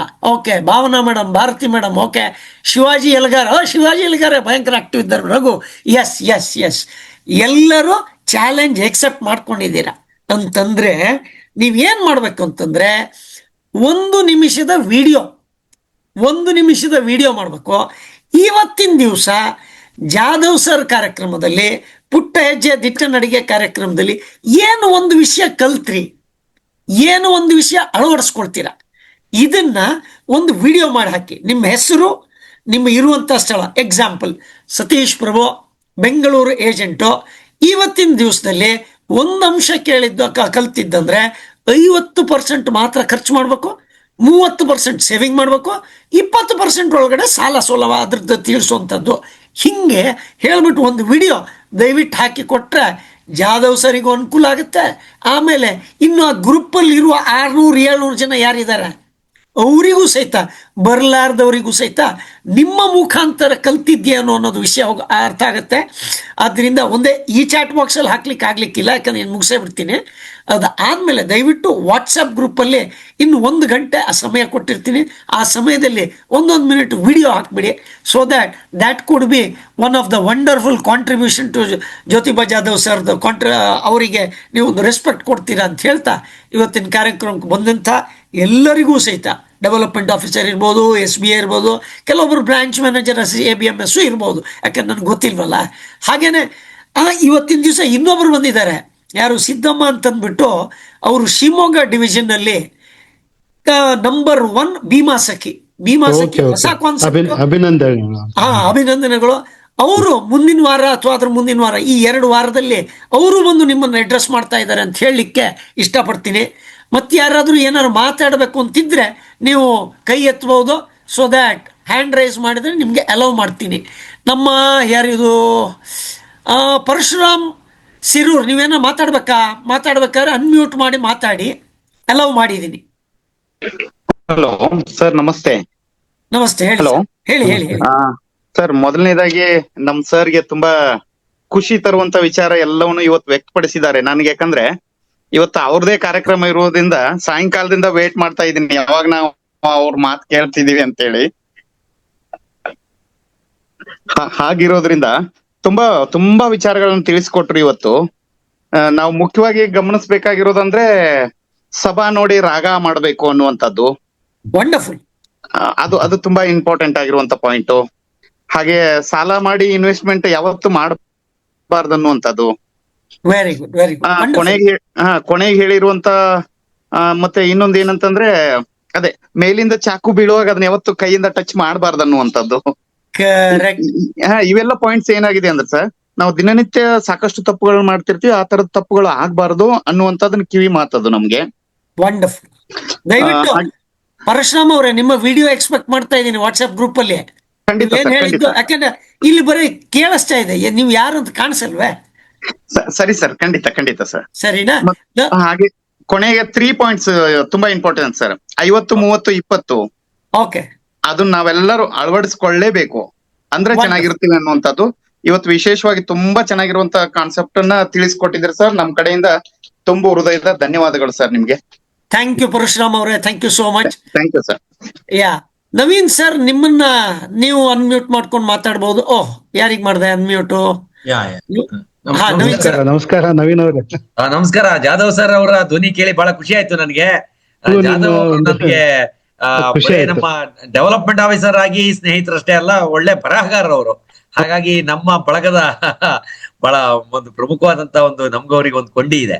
ಜೊತೆಗೆ ಅವರು ಇವಾಗ ABMS ಆಗಿ ಕೂಡ ಕಾರ್ಯನಿರ್ವಹಿಸ್ತಾ ಇದ್ದಾರೆ. ತುಂಬಾ ಅನುಭವದ ಮಾತುಗಳನ್ನ ಅವರು ಆಡ್ತಾ ಇದ್ದಾರೆ. ಅದು ನನಗೆ thank you sir, thank you. ಅವರು ಮನಿ ಮಾತು ಕೂಡ ಅದೇ ರೀತಿ ಹೇಗೆ ಹಣವನ್ನ ಮಾತಾಡಿಸಬಹುದು ಅನ್ನೋದನ್ನ ಬಹಳ ಒಳ್ಳೆಯ ರೀತಿಯ ಬರಹಗಳಲ್ಲಿ ಕಟ್ಟಿಕೊಟ್ಟಂತ ವ್ಯಕ್ತಿತ್ವ ಅವ್ರದ್ದು. ತುಂಬಾ ಪ್ರಾಕ್ಟಿಕಲ್ ಆಗಿ ಮಾತಾಡಿದ್ರು. ಬಹಳಷ್ಟು ವಿಷಯಗಳು ಮನಕ್ಕೆ ಮುಟ್ಟುವಾಗಿತ್ತು, ಎಲ್ಲಾ ಪ್ರತಿನಿಧಿಗಳಿಗೂ ಉಪಯೋಗ ಆಗೋ ರೀತಿನಲ್ಲಿತ್ತು. ಸರ್ ಹೇಳಿದಾಗೆ ಇವತ್ತಿನ ಸಂದರ್ಭಕ್ಕೆ ಅನುಗುಣವಾಗಿ ನಮ್ಗೇನು ಯುಲಿಪ್ ಸೆಲ್ಲಿಂಗ್ ಇರ್ಬೋದು, ಅವುಗಳ ಒಂದು ಇನ್ನೂ ಕೂಡ ನಮ್ಮ ಪ್ರತಿನಿಧಿಗಳಿಗೆ ಅದು ಕಷ್ಟ ಅನ್ಸ್ತಾ ಇದೆ. ಅದನ್ನ ಸರಿಯಾಗಿ ದಿವಸಗಳಲ್ಲಿ ಅದೇ ರೀತಿಯಾದಂತಹ ಆಯೋಜನೆಗಳನ್ನು ಮಾಡಬಹುದು ಪ್ರಭು ಸರ್, ನನ್ನ ಸಲಹೆ ಪ್ರಕಾರ. ಅಲ್ಲ, ಯುಲಿಪ್ ಬಗ್ಗೆ 2 ಸ್ಪೀಕರ್ ರೆಡಿ ಆಗಿದ್ದಾರೆ, ಒಬ್ರು ಬ್ರಾಂಚ್ ಮ್ಯಾನೇಜರ್, ಒಬ್ರು SBA. ಹೌದು, ಗುಡ್. ಬರುವ ದಿವಸಗಳಲ್ಲಿ ಅದನ್ನು ಪ್ಲಾನ್ ಮಾಡ್ತಾ ಇದ್ದೀನಿ. ಒಳ್ಳೇದು ಸರ್, ಒಳ್ಳೇದು. ಇಬ್ಬರಿಗೂ ಕೂಡ ನಾನು ಅಭಿನಂದನೆ ಸಲ್ಲಿಸಕ್ಕೆ ಇಚ್ಛೆ ಪಡ್ತೇನೆ. ಇವತ್ತು ನಾನು ಮೆಸೇಜ್ ನೋಡಿದ ತಕ್ಷಣ, ಜಾಧವ್ ಅವರ ಕ್ಲಾಸ್ಗೆ ತಕ್ಷಣ ನಾನು ಸ್ವಲ್ಪ I was bit delayed in joining it. ಮುಂದಕ್ಕೆ ವಿಡಿಯೋ ಇರುತ್ತಲ್ಲ, ಪೂರ್ತಿ ನೋಡ್ತೀನಿ ನಾನು, I watch it. Thank you. ನಿಮಗೂ ಜಾಧವ್ ಸರ್ ಅವರಿಗೆ ವಿಶೇಷ ಅಭಿನಂದನೆಗಳು. ಹಾಗೆ ಕರೆತಂದಿದ್ದಕ್ಕೆ ನಮ್ಮ ಸತೀಶ್ ಪ್ರಭು ಅವರಿಗೆ ಮನದಾಳದ ಧನ್ಯವಾದಗಳು. Thank you so much sir, thank you. Eligar ಅವ್ರು ಮಾತಾಡ್ತೀರಿ? ಎಲಿಗಾರ್ ಅವರು, ಶಿವರಾಜ್ ಎಲಿಗಾರ್, ಗಂಗಾವತಿ ಅವರು. ಓಕೆ. ಅವರು ಆಕ್ಟಿವ್ ಆಗಿ ಪಾರ್ಟಿಸಿಪೇಟ್ ಮಾಡಿದ್ರು, ಚಾಟ್ ಬಾಕ್ಸ್ ಅಲ್ಲೆಲ್ಲ ಮೆಸೇಜ್ ಹಾಕಿದ್ರು. ಮಾತಾಡೋದಿದ್ರೆ ಮಾತಾಡ್ಬೋದು ಎಲಿಗಾರ್ ಸರ್.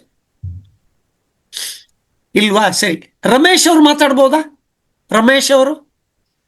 ರಮೇಶ ಅಂತ ಇದೆ. ಓಕೆ, ಆಯ್ತು, ಸರಿ. ಓಕೆ, ಸೊ ನಾನು ಇವತ್ತಿನ ಕಾರ್ಯಕ್ರಮಕ್ಕೆ ವಿದಾಯ ಹೇಳ್ತಾ, ನಾವು 7ರಿಂದ 8 ಅಂದ್ವಿ ಸರ್. ಎಂಗೇಜ್ ಆಗಿರೋದಕ್ಕೆ ಇನ್ನೊಂದು 17 ನಿಮಿಷ ಆಯ್ತು. ಇವತ್ತಿನ ಕಾರ್ಯಕ್ರಮ ಒಟ್ಟಾರೆ ಎಲ್ಲರಿಗೂ ಉಪಯೋಗ ಆಗಿದೆ. ಅವರು ತಮ್ಮ ಇನ್ಶೂರೆನ್ಸ್ ಪಾಲಿಸಿಯ ಸಂಖ್ಯೆಯನ್ನ, ಪ್ರೀಮಿಯಂ ಜಾಸ್ತಿ ಮಾಡೋದ್ರ ಕಡೆಗೆ ಇದು ಒಳ್ಳೆಯ ಒಂದು ಕಾರ್ಯಕ್ರಮ ಆಗಿದೆ ಅಂತ ನನ್ಗೆ ಅನಿಸ್ತಾ ಇವತ್ತಿನ ಕಾರ್ಯಕ್ರಮಕ್ಕೆ ಕ್ಲೋಸ್ ಮಾಡೋಣ.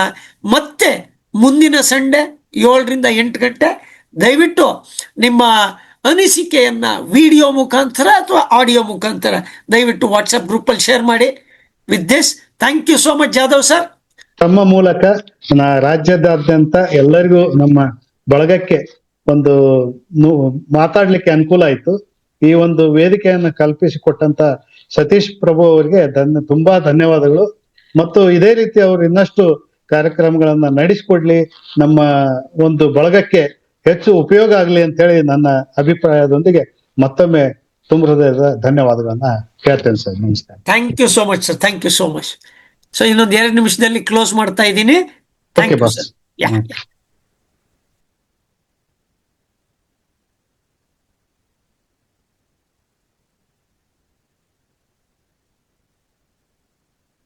ಸರ್, ನೀವು ವಿಡಿಯೋ ಬೇಕಾದ್ರೆ ಆಫ್ ಮಾಡ್ಕೊಂಬಿಡಿ, ಪರವಾಗಿಲ್ಲ. Okay sir. Thank you sir, thank you so much.